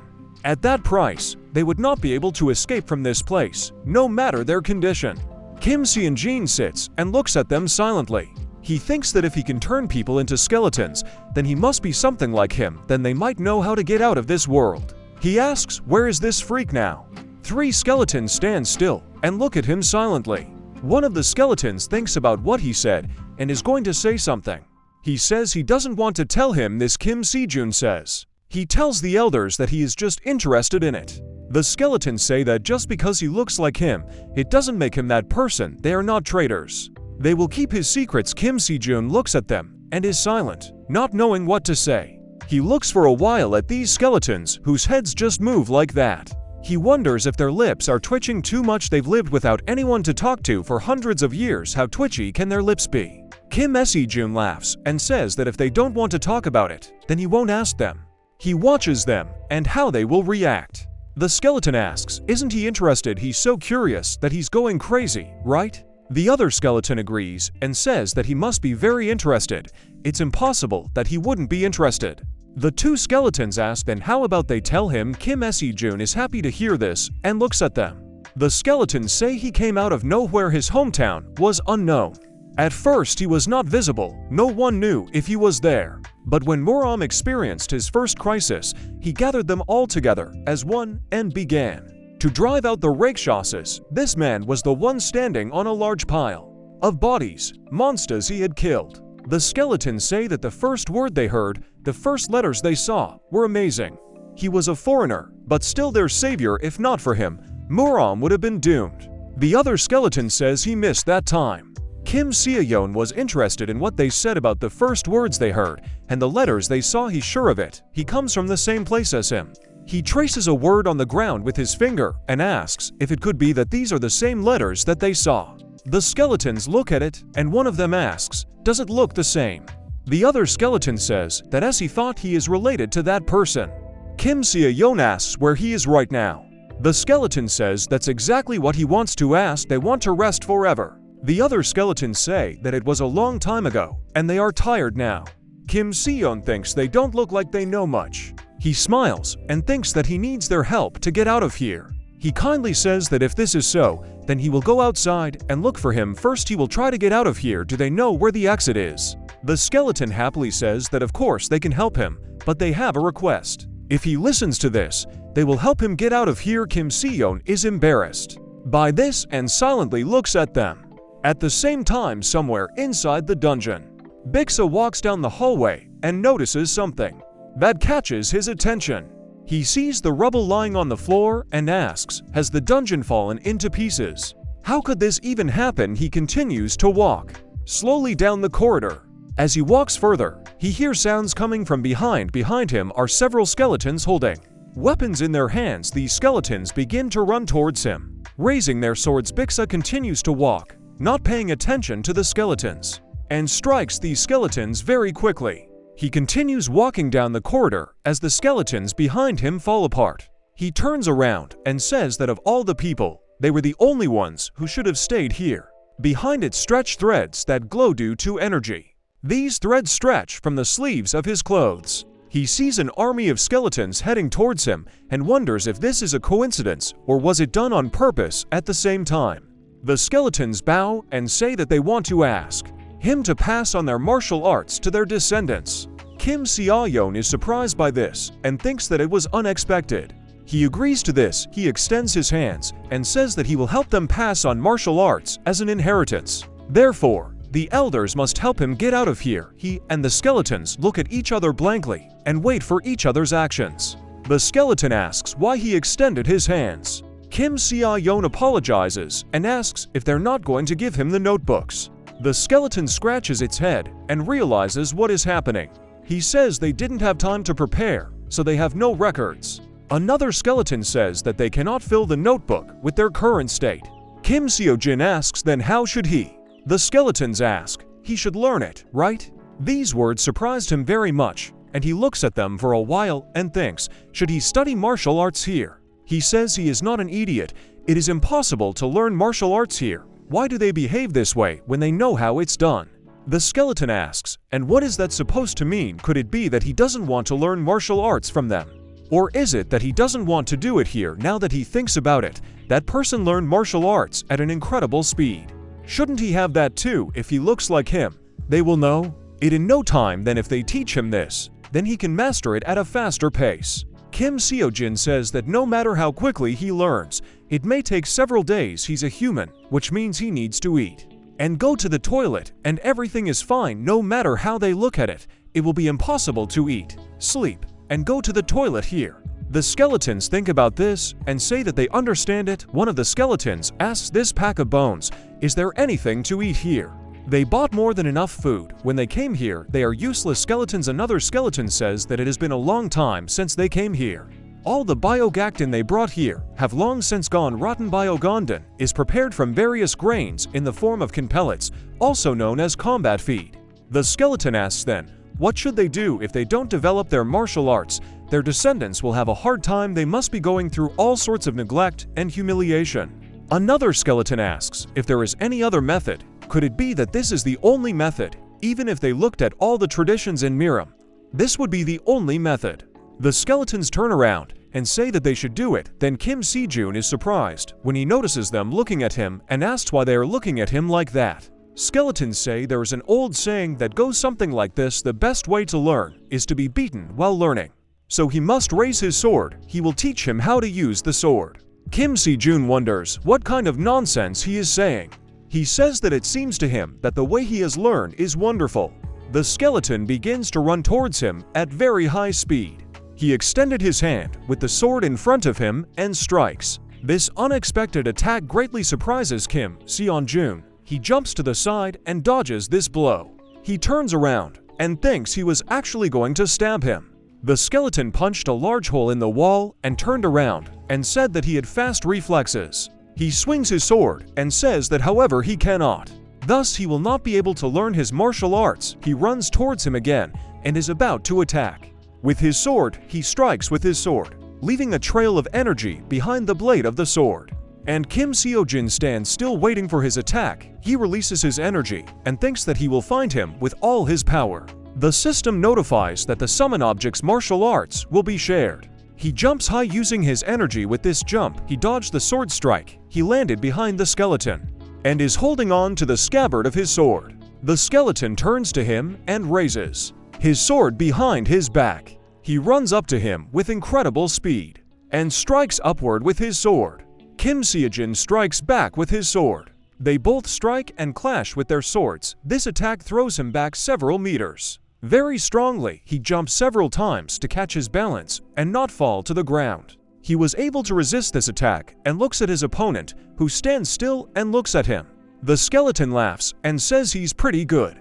Kim Seon-jun's hands began to shake due to such a strong blow, and he wonders how he is supposed to study if he continues to be beaten like this. It is so difficult for him to deflect even one sword blow from Galgal. Suddenly, he remembers the martial arts Galgal. This method should work. He has sheathed his sword, but is still holding onto the hilt. The skeleton looks at him blankly and asks, is he still not ready to learn?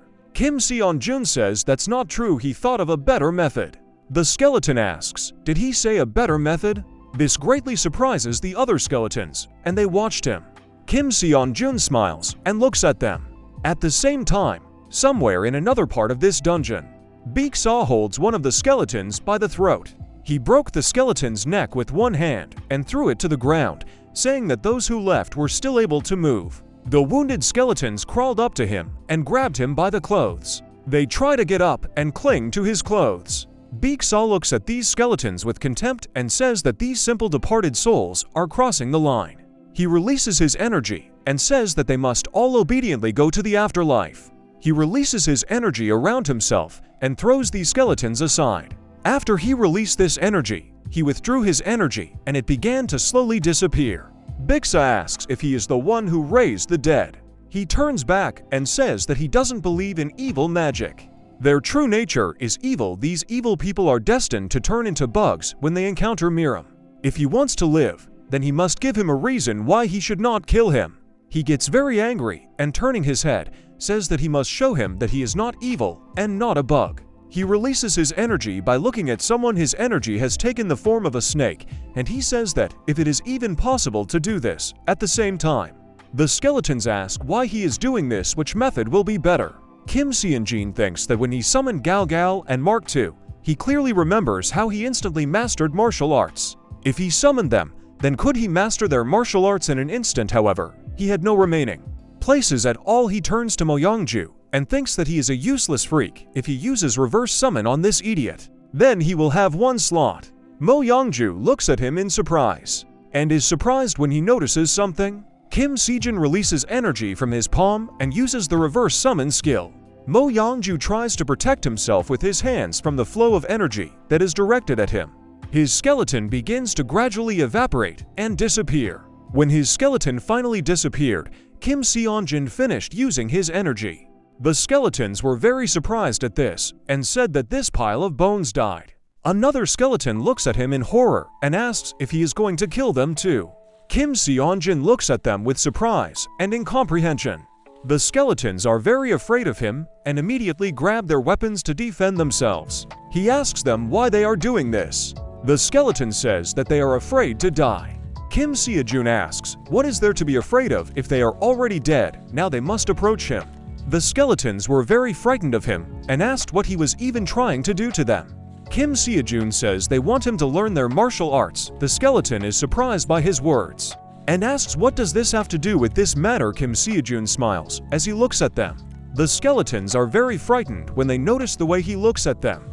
The system notifies that the martial arts of the summoned creatures will be studied. Thus he was able to study in a second what could have taken many days of work. He strikes with his sword, releasing his energy using the Master of Warcraft technique.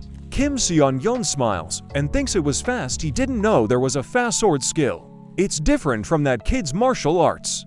The skeleton is very surprised by this and says that he very quickly studied Dang's vision. Could this be because he is gifted? Another skeleton tells this child that now he must learn his martial art. He must hurry up. Kim Seo-yeon is embarrassed by this and asks if he needs to do this. Right, the skeleton asks in surprise why he is asking such an obvious question.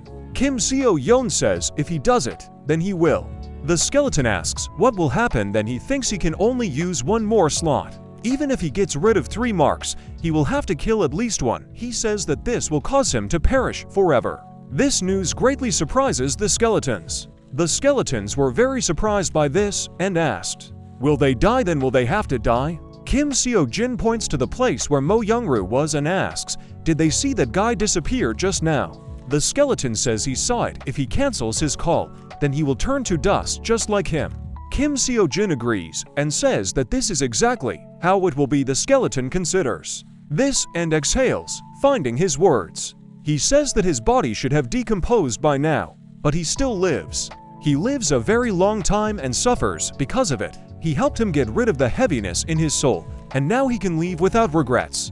Other skeletons approached him and asked if he was going to leave alone. Will he leave his older comrades and leave first? This skeleton was very surprised to hear such words from his comrades. He releases heavy oppressive energy and asks these rotten piles of bones, what kind of heresy are they talking about they will be next? Or did they think that only he would die? These two skeletons are very embarrassed and look at him in confusion.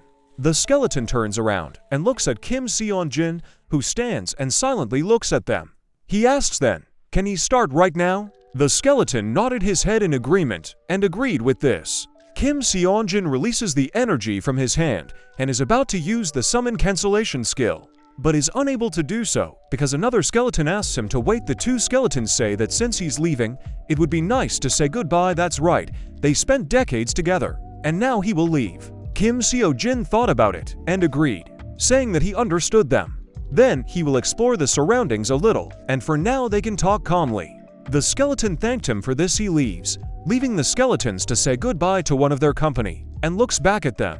He scratches his head and thinks that Gal Gal, Mark III, and clan progenitor Dan take up 3 slots. If he had more slots, he could summon all the ancestors. He can't cancel Gal Gal's call because it seems a little different. If so, then how do those 3 talk if Golg all can't do it? Does this mean that the guy who turned them into skeletons had extraordinary powers? He remembers all the moments associated with Golgol. Kim Sejin exhales and says that not speaking can be a plus. He walked some distance along the corridor and saw many arrows stuck in the wall, a trap in the wall, on which blood has dried for a very long time, and the skeleton of a long dead person with scraps of tissue hangs on the floor. There was a trap with stakes made of bamboo, on which there were also scraps of cloth. Kim Sejin looks at this place and wonders, were there so many traps in this place? He didn't notice it on the way here. It seems the traps were aimed at those trying to get out of here. He is surprised by this and asks, is it really impossible to get out of here?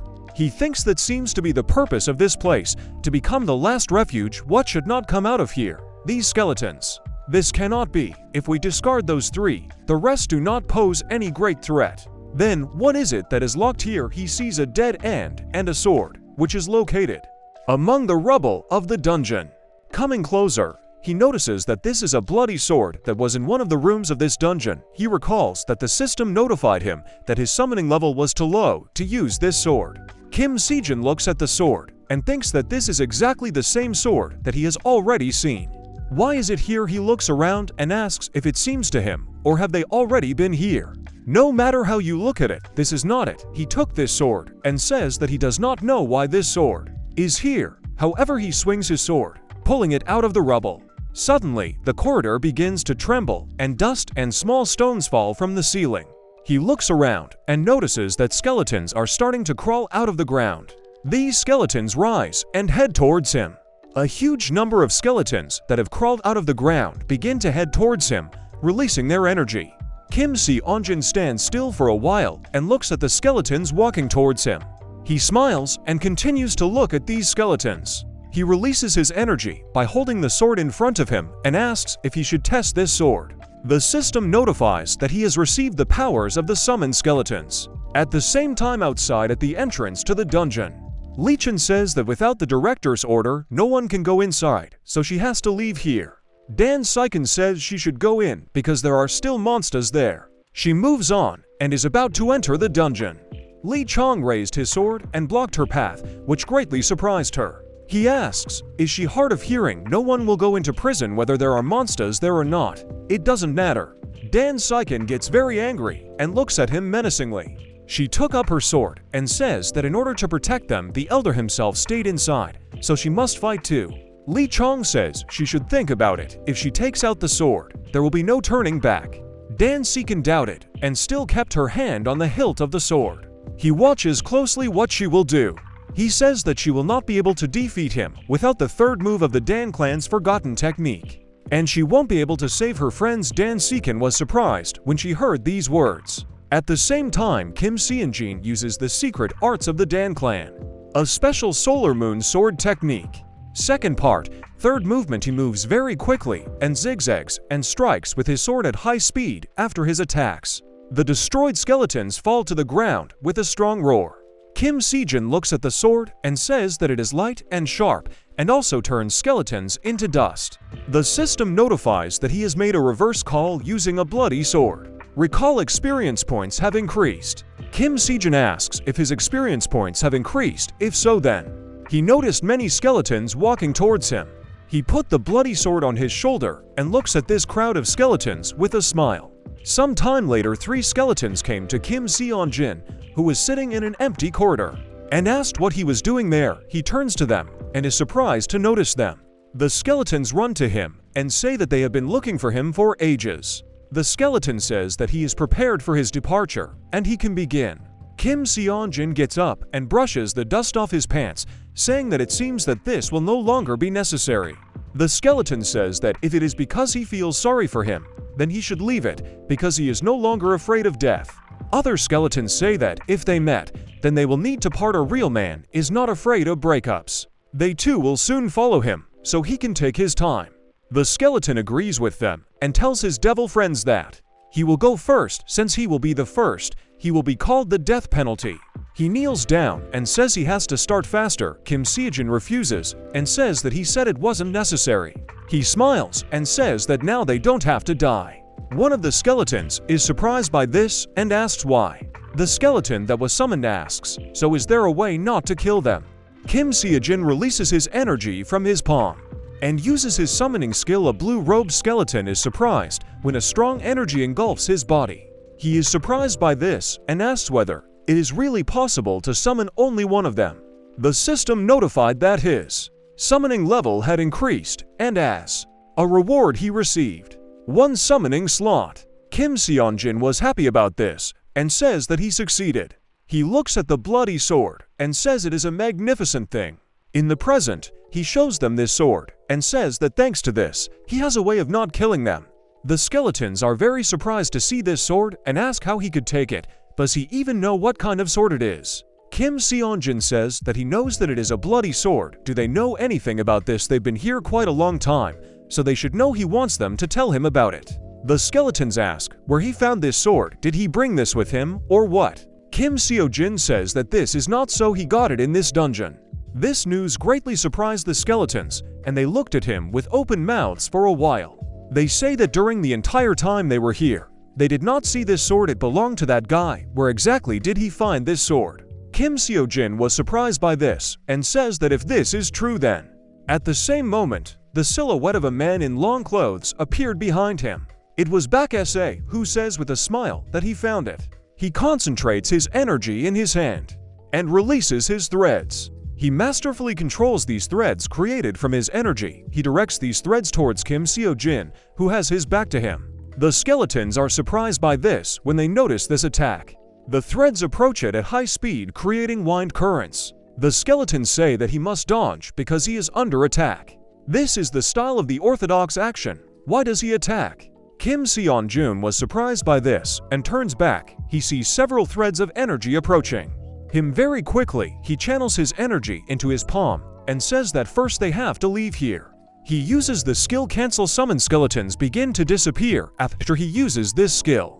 Threads of energy have almost reached Kim Si-jin's body from the back. He turns around very sharply and cuts these threads with a wave of his sword. Turning around, he notices that Bixa was behind him. He smiles and says that it is surprising that he was able to repel his attack. Kim Seo-jin is surprised when he notices the professor. Bixa creates bigger and more energy-filled threads and says he should try it. Kim Seo-jin immediately begins to fend off his attacks using his bloody sword.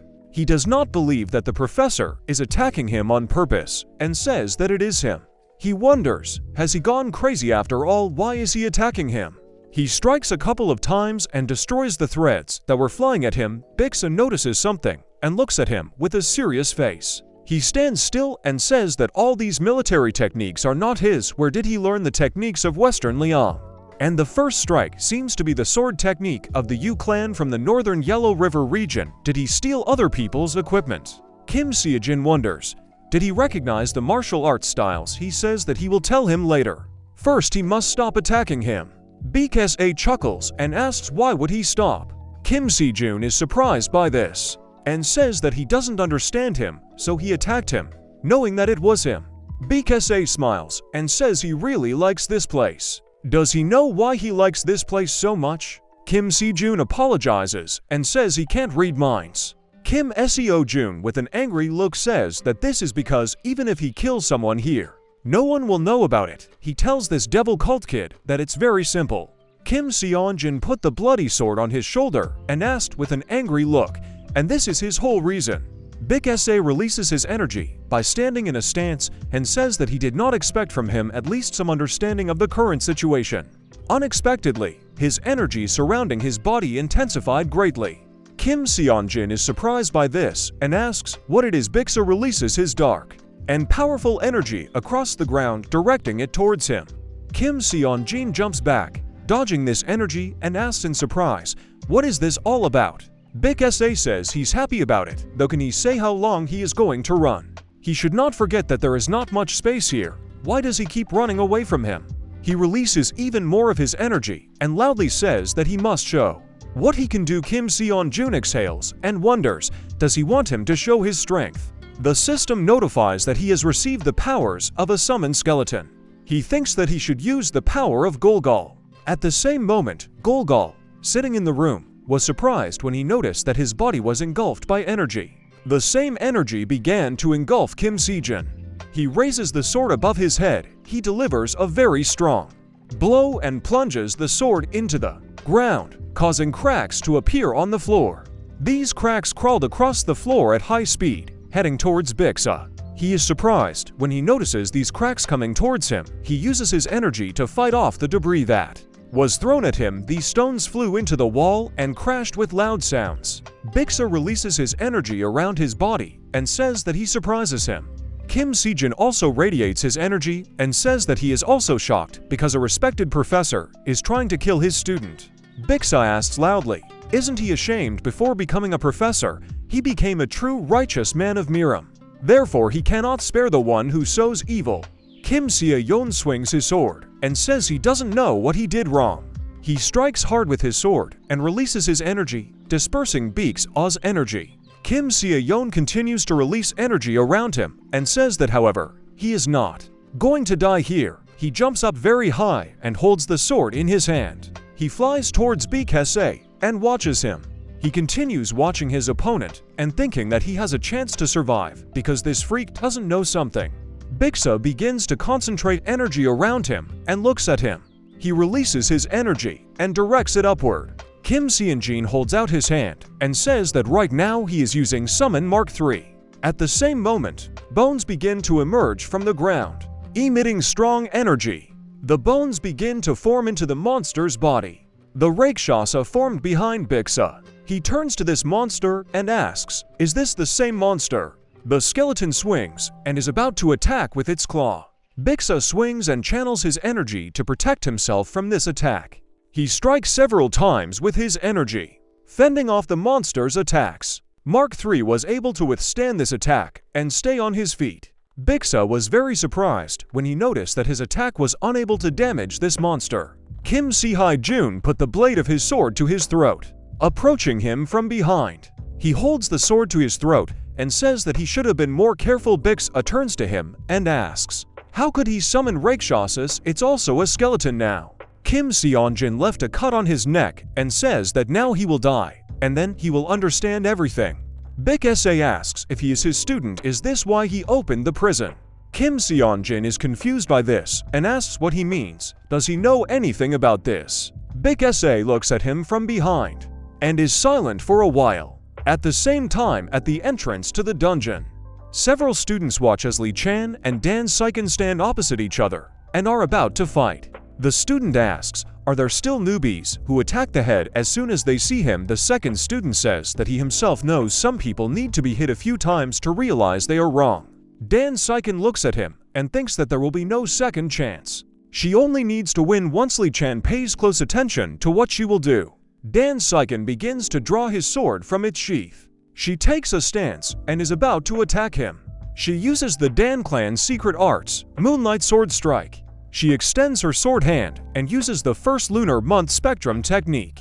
Lee Chong swung his great sword and knocked the sword out of her hands. Her sword flies in the air for a very long time and spins many times. Her sword stuck into the ground like a blade. He points his sword at Dan Seiken and says that he will not kill her, but she must remember this moment. Lee Chong gets very angry and looks at him silently. Baizia comes out of the dungeon and says he should have stopped. Lee Chong turns to him and bows to the professor. Dan Si-kun is surprised when he notices something. Kim Se-jun comes out of the dungeon and says that the air is surprisingly fresh here. She runs towards him with a joyful look and calls the class president. He is surprised to see her and asks what is she doing here? Was she waiting for him because she was worried? Dan Si-kun stopped in front of him and asked if he had a few more lives left. She began to stammer and said that from now on, it will be like this again more. Kim Se-jun doesn't understand what she wants to say and asks if she can say it more clearly. Dan Si-kun begins to cry and says that he no longer has to sacrifice himself for others. Kim Se-jun was surprised by this and with incomprehension says that this cannot be. Is she crying? He starts laughing and asks, is she really crying? It's just incredible. Dan Seiken became very angry about this and released strong fire energy due to her rage. She punches him in the stomach very hard and he screams in pain. Dan Seiken is very upset by his reaction and says that she was worried about such a nasty person like him. She has had enough. Yu-song and Noah run to the class president and call him. They ran up to him and asked if he was okay. Does he have any wounds? What happened to Mo Yong Ru? Bixa stands not far from them and silently watches them. He wonders who he really is. Some of the students say that they thought he was dead. Kim Se-jun says that he might actually die now. Back Se turns away from him and looks in the other direction. One of the students approaches him and he pays attention to him. It was Lee Chan, and he says that he turned out to be quite durable, unlike the guy from the Mo Young clan who was with him. Kim Se-jun looks at him and thinks about something. He put his hands on his belt and says that this is true. It is difficult to kill and difficult to lose. Lee Chong smiled as he looked at him. He says that whatever the reason for his survivability, he will have to deal with it. He patted him on the shoulder and said that he came out alone, and someone will wonder why this is so, right? He turned around and left with the other student. Noah says he thinks he's the only one cool here. Yu-sung says he should be careful. The head of the student council was right. Kim Se-jun thought about what they told him some time ago when he held a sword to Bixa's throat. He wonders, does he know that guy too? Who is he? Everyone he met at important moments knew this mysterious guy. Bixa asks, he didn't come from the devil cult, did he? How can some cultists obtain his legacy? After all, they were definitely on different sides. Kim Se-jun says he doesn't know anything about it, but he should have explained why he attacked him. Bixa asks if he really doesn't know or doesn't want to talk. If he tells, then he will spare his life. Kim Se-jun asks if he still doesn't understand what situation he's in. If he moves his hand, then he. Bixa raises his hand and asks if he is so arrogant because he got some power. He flicks his finger on the blade of his sword, releasing some of his energy. He pushes him away, and Kim Se-jun lost his balance because of this. Bixa releases his energy and asks if he considers himself his equal. Kim Se-jun swings his sword again and prepares to attack him. Bixa says he thought about killing him today, but changed his mind. He turns around and says that he should follow him. Kim Seonjin thinks about him and looks at him suspiciously. Some time later, he continues to follow him, and scratching his head says that he does not understand him. He thinks this is a martial arts world and there is enough killing he needs to prepare. Some time later, at night in the hostel, Kim Seonjin comes into his room and says that he is back. Gul pays attention to him and looks at him.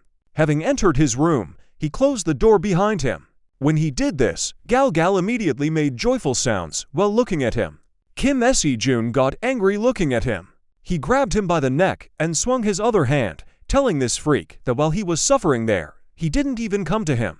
Was it good for him alone? Gal burst into tears and makes sounds trying to say something. Kim Sejun asks if he's talking about the new girls, can he handle them? Gal looks at him blankly. Kim Sejun smiles and looks at him. After some time on the roof, 3 skeletons stand on the roof and ask why he called them so suddenly. Golg all looks at them with a strange feeling and is silent. The skeletons look at him and ask, who is this? What is this young man who has become a skeleton? Kim Seonjin puts his hand on Golg's shoulder and calls them masters, drawing attention to himself. He says it's baby Golg. He said he wanted to discipline them. The skeletons got angry about this and asked why they needed discipline. This world is rotten, it is a real chaos, they will now show him discipline. Kim Sejun turns to him and tells him that he can take action. He must accept these recruits. Galgal was surprised, and he clearly did not expect this. He is left alone with 3 skeletons that radiate energy around them. He is very worried and depressed. Looking at them, he tries to say something and says Galgal. Some morning later, in the academy's courtyard, several students are quietly discussing something with each other and pointing their fingers at someone. They look askance at Kim Seonjin, who passed next to them. He notices something strange and stops. Not understanding what happened, he looks around and wonders what happened to everyone. Yusung runs to him and calls him. Kim Seonjin turns to him and says that it's him. Sometime later, they walk together while the students look at them and actively discuss something. Kim Seonjin asks why everyone is acting like this. They avoid him and glance sideways at him. Yusung asks if he really doesn't know about this. They avoid him because they are afraid of the Mo Young clan. If they impress his friends, the clan will take revenge on them. Kim Seon says he understands it now. What else can he say? They really are children. He knows that this is a childish but effective way. They decided to leave the man alone to avoid problems. He got angry and thinks it's the same as bullying. What is here and what is in his world is all the same. He asks why he stayed with him. Isn't he afraid? Yusung says of course he is afraid. However, the desire to communicate with him turned out to be stronger. Even if the guys behave coldly, he shouldn't be too upset. Can you promise him that? Kim Seon comes to the classroom door and says that he doesn't have to worry about it. He opens the door to the classroom and they go inside. In the classroom, students stand in groups and discuss something with each other. They fell silent when they noticed him. Kim Seon stands still and looks around the classroom with a dissatisfied expression. Noah walks towards him with a very serious face and he notices him approaching. He was embarrassed by this and asked what he needed again. All his classmates bowed and said that they were touched that the class president was so loyal to them that he was willing to sacrifice his life. From that moment on, they decided to consider him their blood brother. Kim Sejun agreed and asks, aren't they afraid of the Moyong clan? Noah says that of course they are afraid of this clan. However, he knows that man differs from animals in the presence of reason. Even if they are the strongest warriors, they will still never leave him alone. All the students look at him with a friendly look and smile. Yusung stands next to him and also smiles because of what they did. Kim Sejun breathed a sigh of relief when he heard their words. He smiled slightly and thought that his classmates turned out to be good people. Sometime later, at the house of the Moyong clan, the man hit the table very hard with his fist and looks at someone with an angry face. He starts releasing an aura around himself and asks, does this mean the heir has died? This man is the head of the clan, Mo Young Ti-chan. The man hiding his face behind the bandage says that this is not yet known, but Mo Young-yo did not come out of prison. Mo Young Ti-chan says that not leaving this place is the same as dying.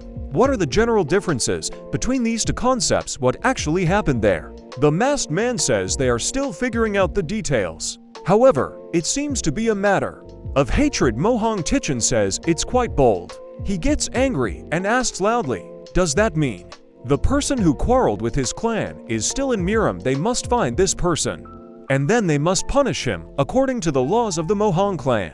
The two masked men agree and bow before him. Mo Hong Tichin says that if the monk stands in the way, they will have to kill even the Buddha himself. If a shaman stands in the way, they must break his staff. If there is a volcano on the way, the plum trees will be covered with ash. After some time at the academy, Beak Mayan walks down the hallway at the academy. He says that there is such an atmosphere here that he feels as if he had come to a funeral. As one of the mentors, he has something to say. He came to the entrance to his class and went inside. In the classroom, all students sit at their desks and communicate with each other. Beak Mayan looks at them and wonders, they are still young, but don't they know about the danger from the Mo Yong clan? He moves on, and when all the students are silent, he thinks that even if they don't know, has this guy already captured the whole class? Kim Si-yeon notices that the teacher is looking at him. Beak Mang placed his hand on the table with a loud bang. He stands near the blackboard in front of the whole class and stands silently for several seconds. He smiled slightly and exhaled. He thinks that based on his experience, he can tell that this is an expression of displeasure on his face. Kim Se-jun's looking at him and wonders what happened again. Can he just teach a lesson? Beak Mang says they know everyone is worried.